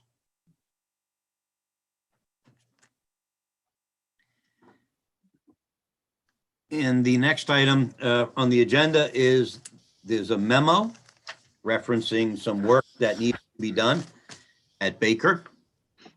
And the committee, if you remember, and again, I kind of repeated the memo from December 16th, so the newer members would know the background.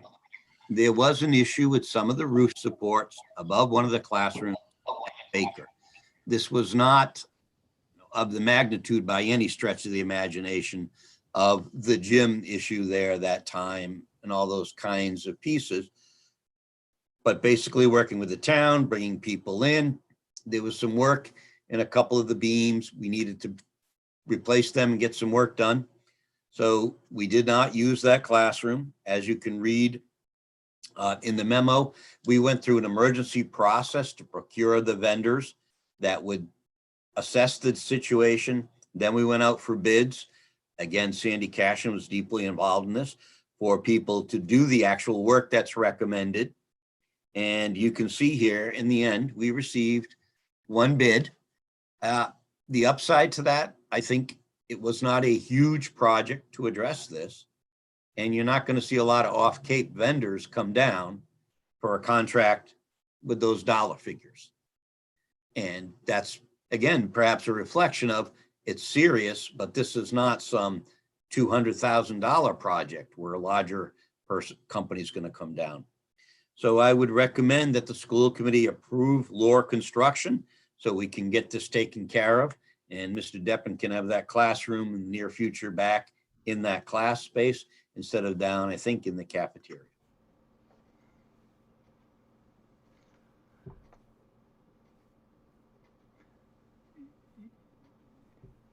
I move, since Jenny needs to unmute herself, I move that the school committee award a contract to Lohr Construction Company, Inc., located in South Dennis, Massachusetts, to provide the structure repair as per our specifications and Lohr Construction Company, Inc. bid response of January 13th, 2021.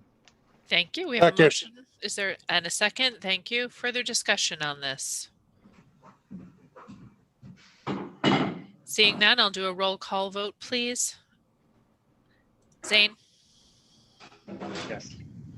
Jim? Yes. Phil? Yes. Joe Tierney? I abstain. Jennifer? Yes. Joe Glenn? Yes. And I vote yes. So motion carries. Thank you.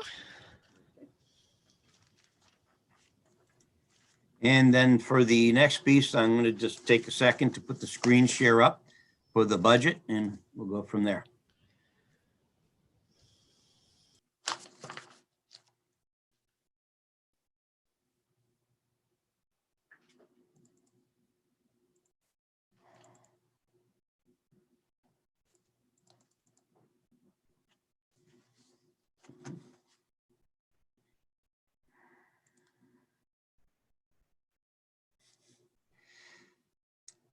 As you can see,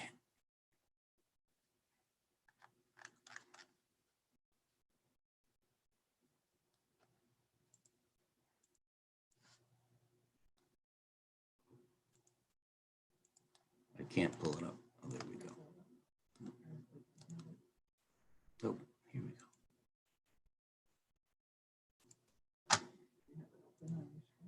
Yeah.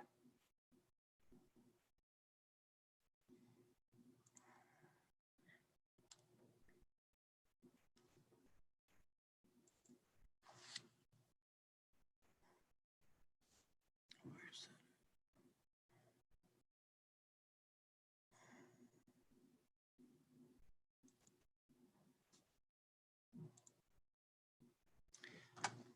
that? Okay, there we go.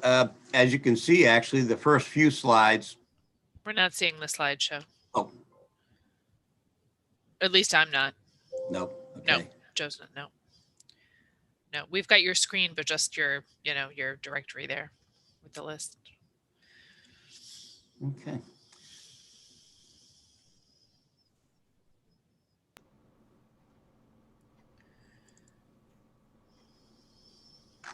How's that? That looks better. Okay, There it thank is. you so much. Yeah, now just as an aside, I had prepared two just visuals at home for the summary reports because again, when they were presenting, I just wanted to say, you look at that total number of spaces that meet guidance or including the purifiers, it was 97% and 93%. And again, the remaining areas, I think that was a bit of the questioning some folks had. Our initial budget, the tentative budget that we actually this committee has to approve a budget this evening this is pretty much last time's presentation. We're in the beginning stages. We often have a budget at this stage where we just recently got the governor's information. And in this time, we don't even have that. So to start though, to look back before we talk about a budget, who do we have and why are we educating those students? Our mission, of course, is to educate everyone, but take a look at our students. This is the data points. We've been sharing this. We shared this, I think, last spring with both towns, as well as the committee when we presented, to give some insight into the changing nature of our community. This is all DESE information. And I know last week there was a question, last meeting, first language, not English. English language learner. What are the differences? And if you look at that, first language, not English, is spoken in that household, but sometimes some of the students may actually be relatively fluent and others not. So that's why there's two different categories. That economically disadvantaged, as the committee knows, when the state moved us to that classification, it in a sense camouflaged the idea that some 64% of our students were getting free and reduced lunches. And economically disadvantaged, 48% is a challenge compared to that state. The free and reduced rate gives you some insight into the particular challenges of our district. Again, so who's in our schools? How do we move them forward? Are we successful? I would argue that if you take a look at these statistics, based again on, this was from the DESE site, you can see the links there. We are giving the opportunities for our students. Anybody who wishes to access some kind of post-high school education, I think the stats clearly show those are possibilities. Work jumped up last year in this percentage. It was a lower percentage in previous years for us.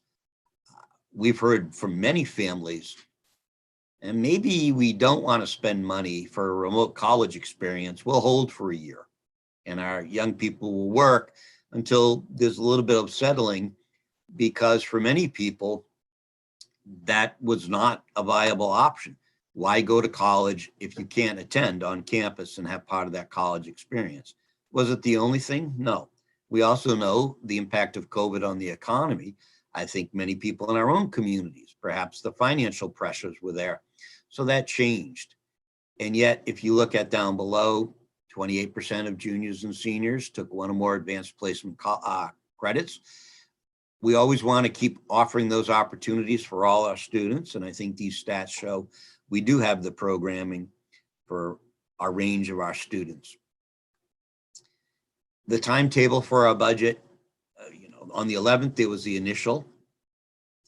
Tonight, I ask that you approve a tentative budget, and it's based on a timeline of then we do hearings and how many days before we finally get to our town meetings. Those are in the regs or the regional agreement, or sometimes both. As a matter of history, in the past, the committee has hardly, I don't know if there's ever been a time where the tentative budget was what that was adopted, was the final budget. The tentative budget is the beginning of the evolution of a budget. Why does that timeline matter for us? To show, to get to the next couple slides in a minute, we still haven't received our governor's budget yet. And it's hard to say to our communities, here's what our final budget should look like when we haven't even looked at initial state revenues and those important pieces of the puzzle. So this evening, again, a tentative budget.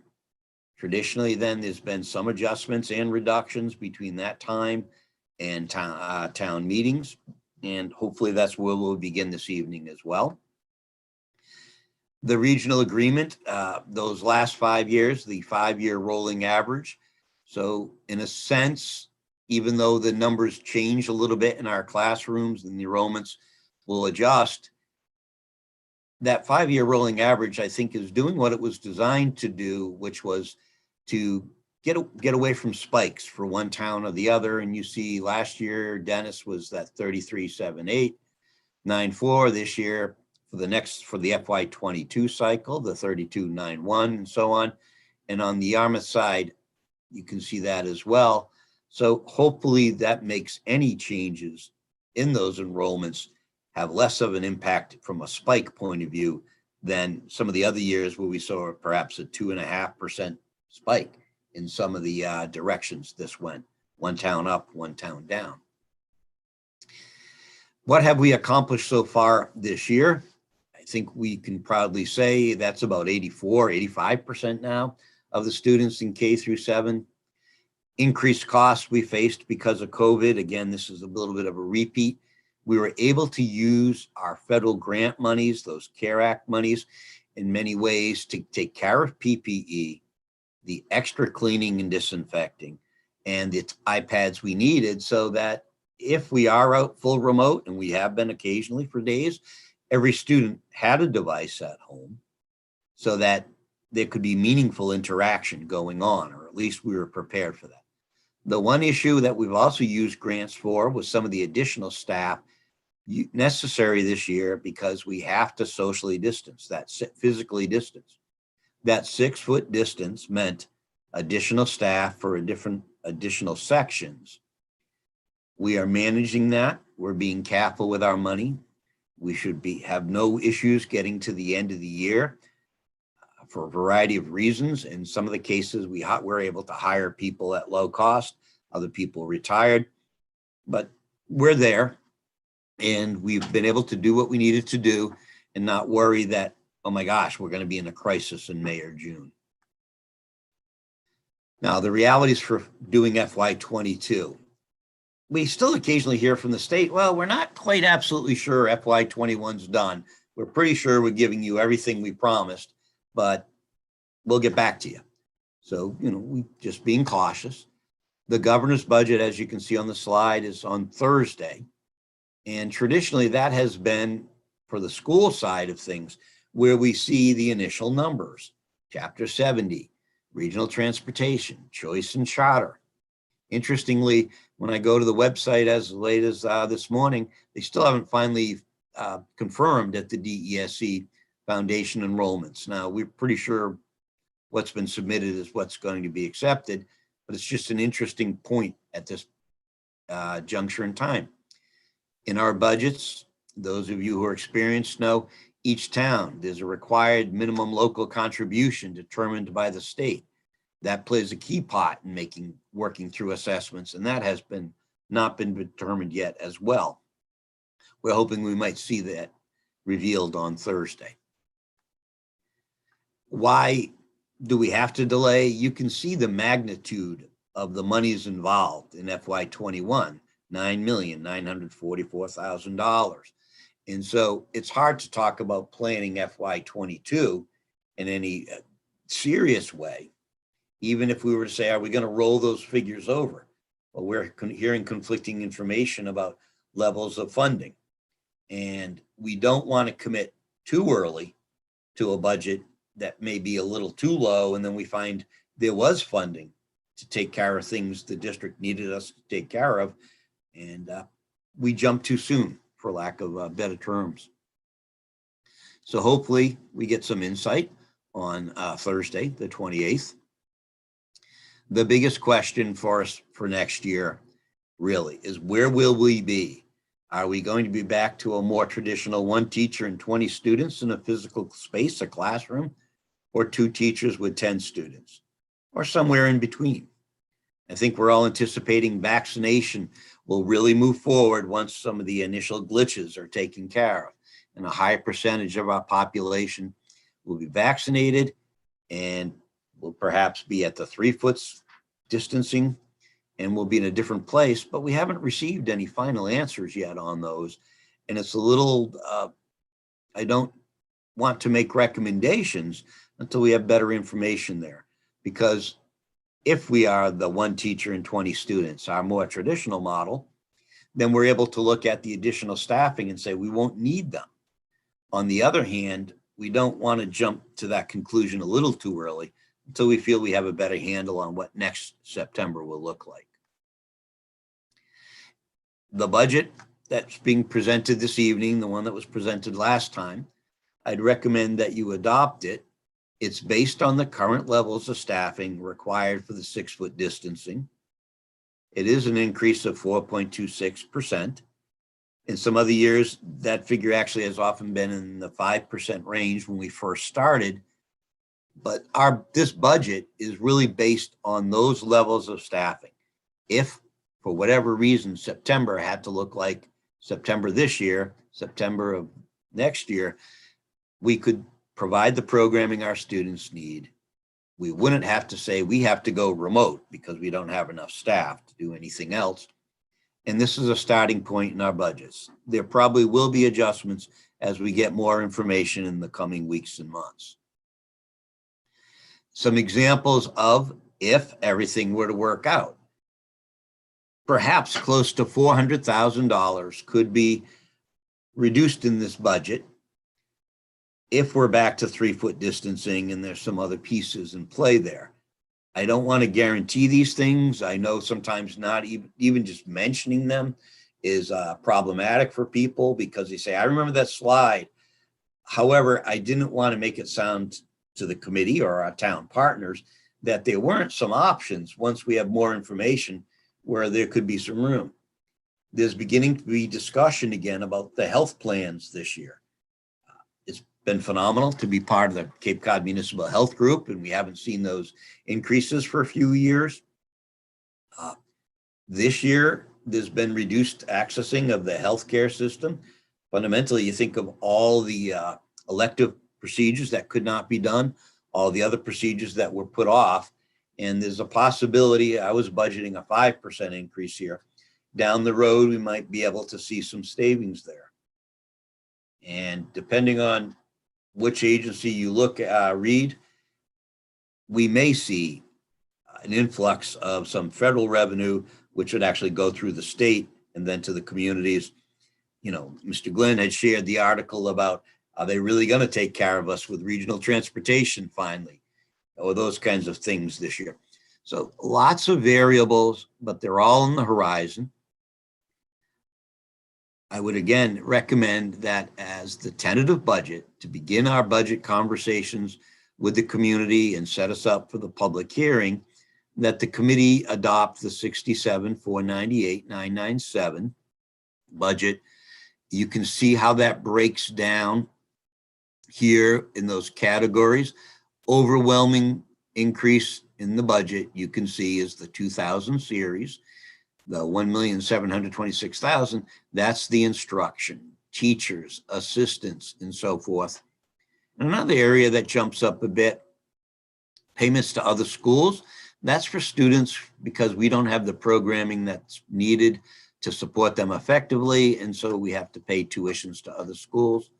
And finally, the other larger increase, insurance and benefits. And again, we may be able to look back and later in the cycle say, let's make some adjustments. However, for this evening, I will ask the committee to move this budget, approve this budget as a starting point. Very technically, this is traditionally called the superintendent's budget, but move this budget so we can continue to make refinements, look at the governor's budget, and then start closing in on what's the real final budget going to look like with our communities. And certainly I'm available for questions. Thank you very much. Phil? Thank you. I move the school committee adopt a tentative budget of $67,498,997, period. Motion is made. Second. Seconded. Questions? Joe Glenn. Hi, thanks very much, Ken. I appreciate that. I thank you for also noting the article about the regional transportation. And that's where I'll start.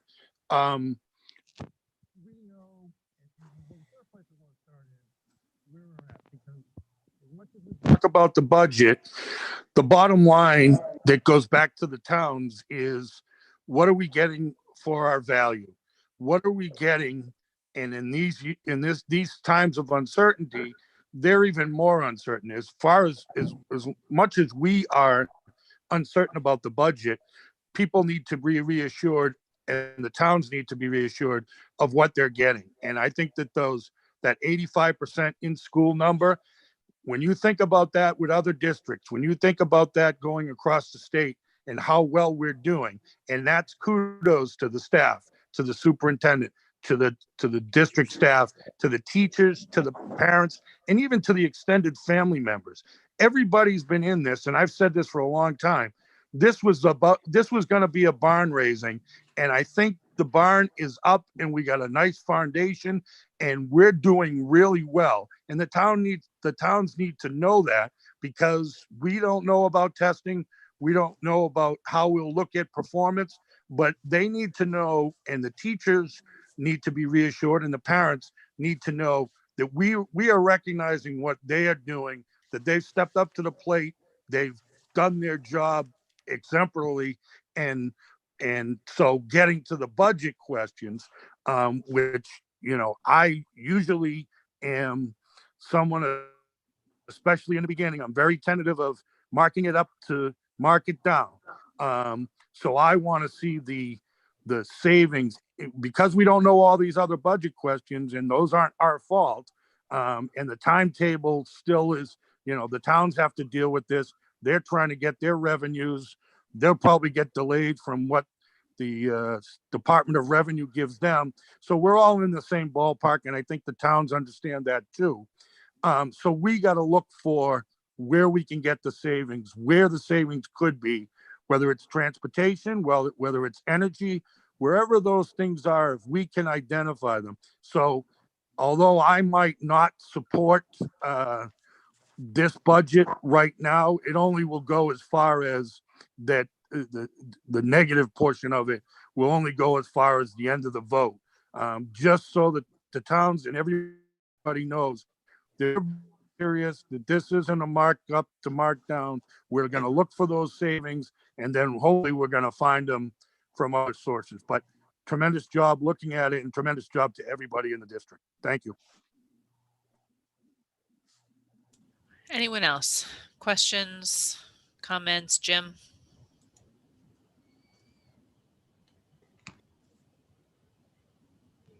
I'd like to make one. I support this budget for several reasons, but the biggest one is once we go down, we can't raise our budget. If state funding or something comes in differently, we can always go down, but we cannot increase the budget. We're locked in. Unlike the towns, for example, if they have an overrun in a certain area, whether it be plowing or whatever, they can go back to the well. We cannot. So I think that's important for people to understand. Thank you. Anyone else? Joe Tierney. Yeah, thank you, Jenny. I agree with Jim. You know, we need to, we can only go down from here. You know, that 4.2 whatever percent increase, that's a good start. Not with having a lot of unknowns. We don't know a lot of the numbers. You know, one of the things I'd like, and I think I say this every year, is, you know, Ken, you could start looking at where we may be able to have some savings, realize some savings in this budget, because, you know, we might end up at 4.2% with the state revenues, you know, coming in. So we need to really look at that, because I think we really need to be cognizant of what both towns are struggling with, along with us. The second question I had was, is this budget pretty much a level funded? We're not losing any programs. We're not gaining anything special. I think we discussed this a little bit last meeting, but, you know, we're not opening up any new programs, or we're not reducing any programs at all, are we? Fundamentally level services. If the state comes through with the Student Opportunity Act money for that would be the extra program. But built into this, no. This is hanging on to the staff we have if we were to have to start in September with 6-foot distancing and such. Okay, and then that also includes the 6-foot distancing, like you said. You know, there could be a cost savings of, I think it was like $700,000 or $800,000 by the time we were all done. In that, if everything aligned perfectly, but, right? Truthfully, I don't think you're going to know that by March or April. You know, when we have to adopt a budget, you know, I don't think we're going to have that number. Right. You know, we're not going to have that guidance. Possibly, I hope so, but I doubt it. But anyways, it's a good start, and thank you for putting that together, Ken.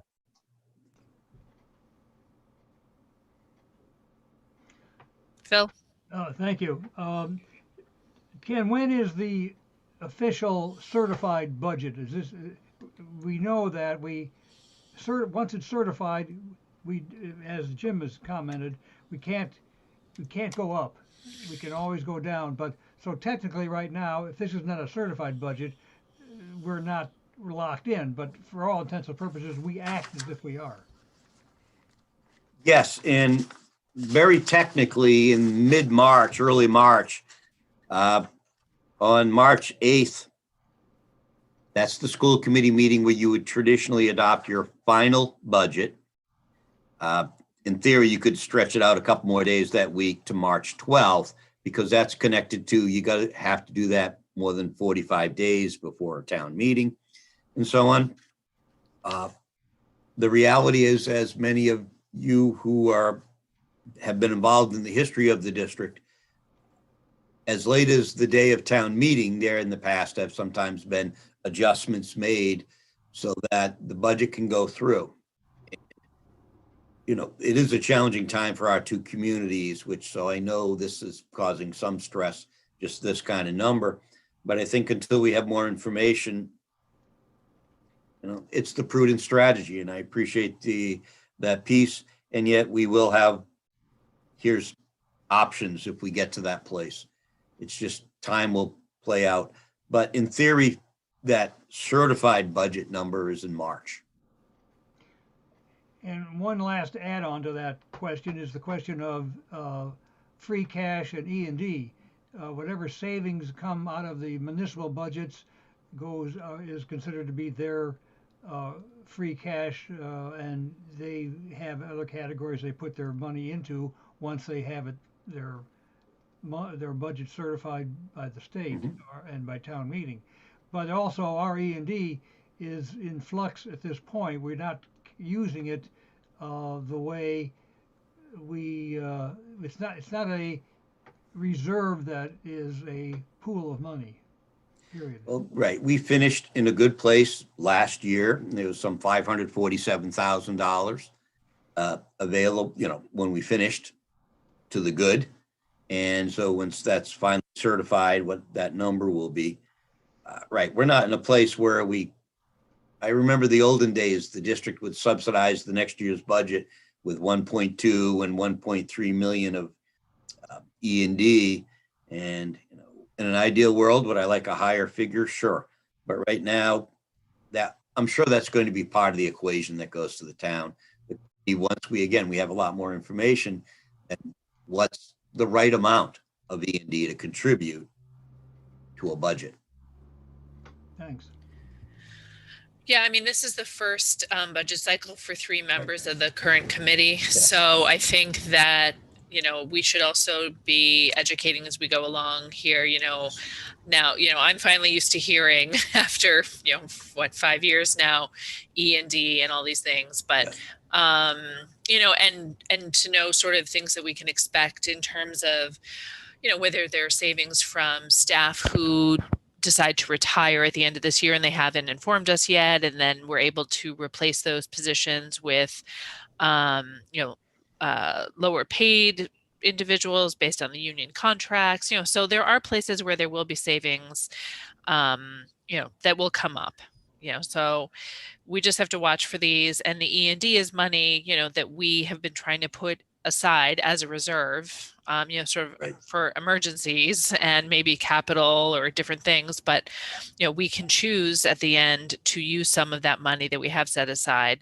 you know, to cover some costs if we so choose, knowing though that it becomes a vicious cycle, which Mr. Jenks just alluded to, of we use that money to fund something and then the next year we have to fund it plus every year. So we never end up putting money aside for emergencies or capital projects or anything like that. So, you know, and we also have obligations that, you know, Joe and Jennifer and Zane, you guys are going to come to know in terms of, you know, money we have to put aside for retirement, right? You know, and yeah, obligations we have, and the OPEB, you know, which is, you know, this retirement program that we're supposed to be contributing to, and we are. But so if you have questions, I encourage all 3 of you to reach out to Ken. You know, he'll be, I'm sure, quick with email responses, or if you want to set up a meeting to go through it with him, I'm sure he'd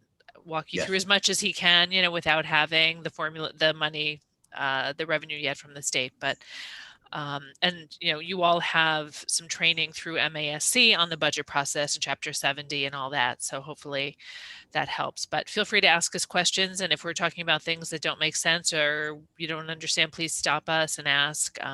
We want to make sure that you understand, this process. So that being said, there is a motion. Is there any further discussion on that motion?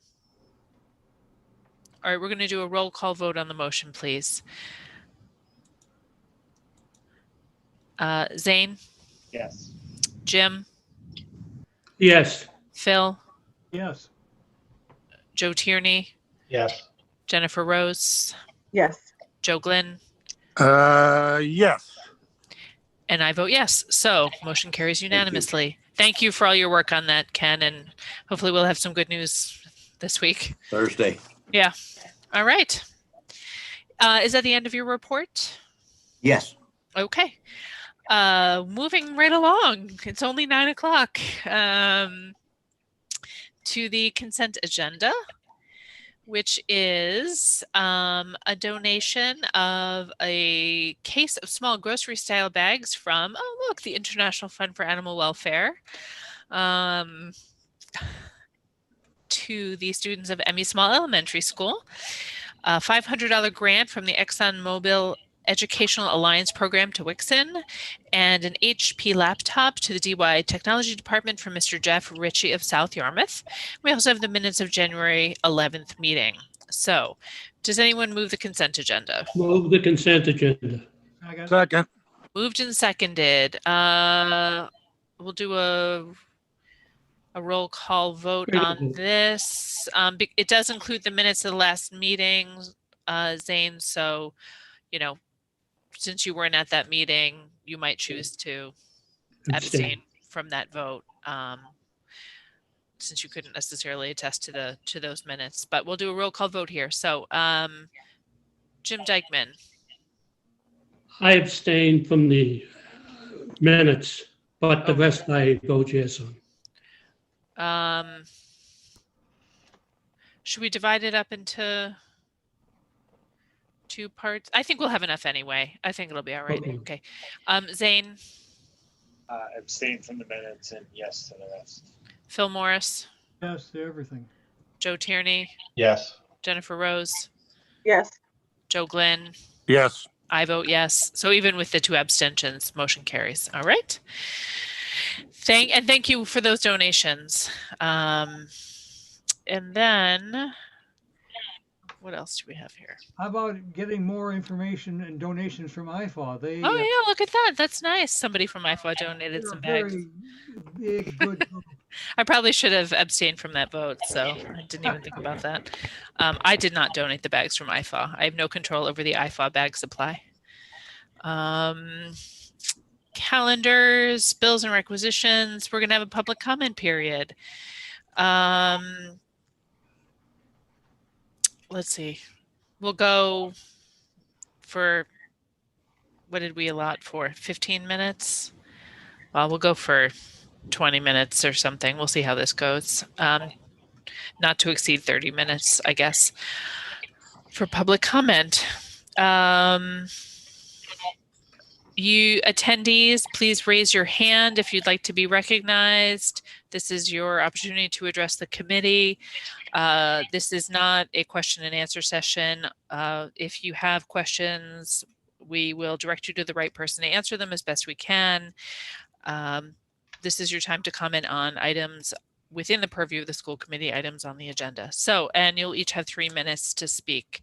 So give me just a second and then I will unmute you as we go. So first is Vita Morris. Can you hear me? Yes. Good. I think I must have missed, where did the pooled testing emanate from?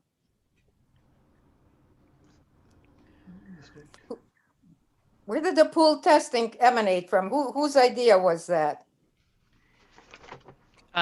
Carol, is that a state program? It's a state program? Yes, yes, it came from the state.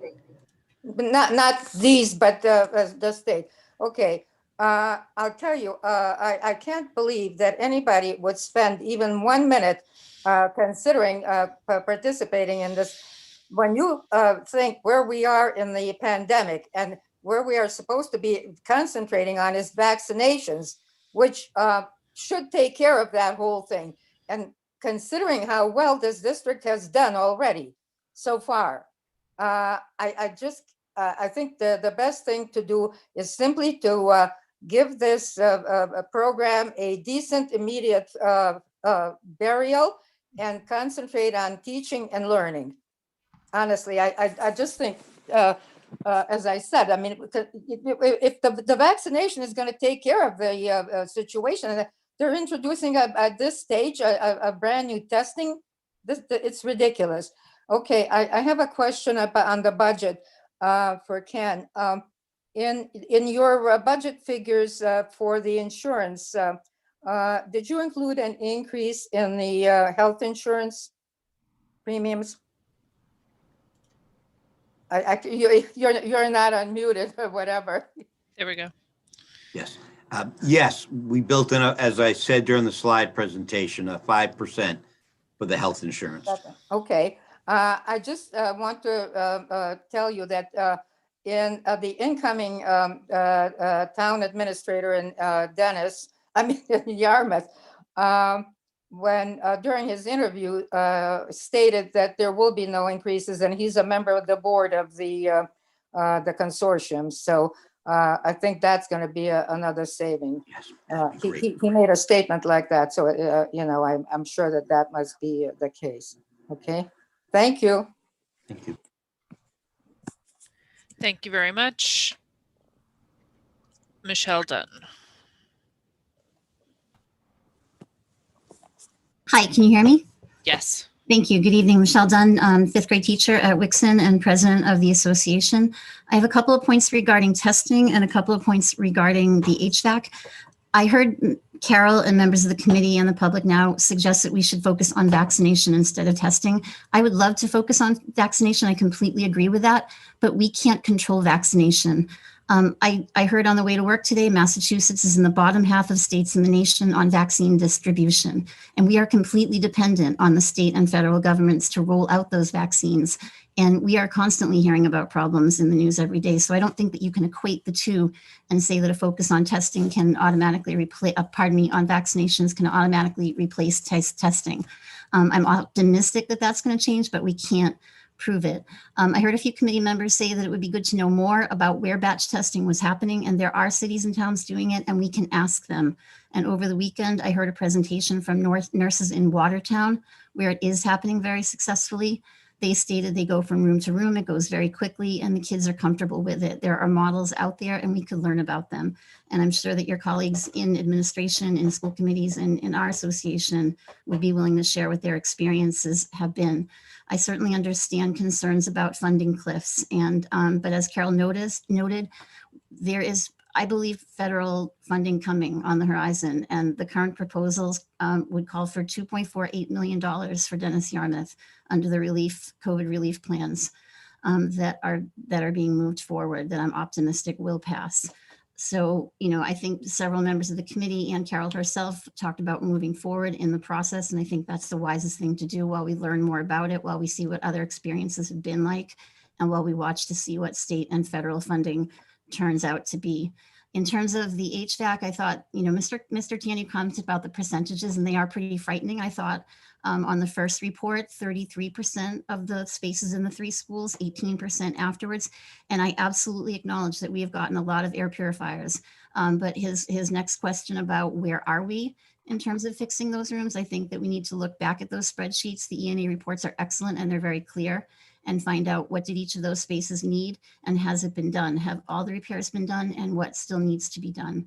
And how can we remediate if that repair is not going to work?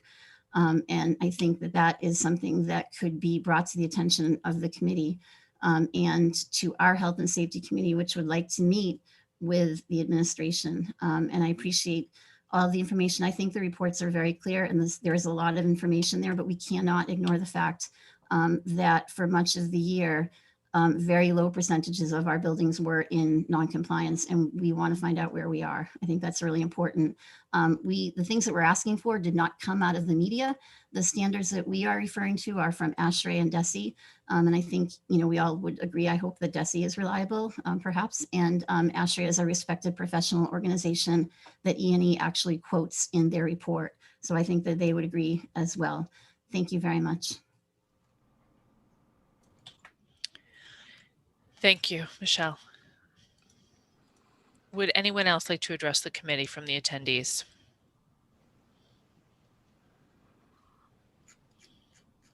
Going once, going twice. I don't see any other attendees with hands raised. So that completes our agenda for tonight. Move to adjourn. Move to adjourn. All right, there is a motion. Is there a second? Second. All in favor? Aye. Aye. Opposed?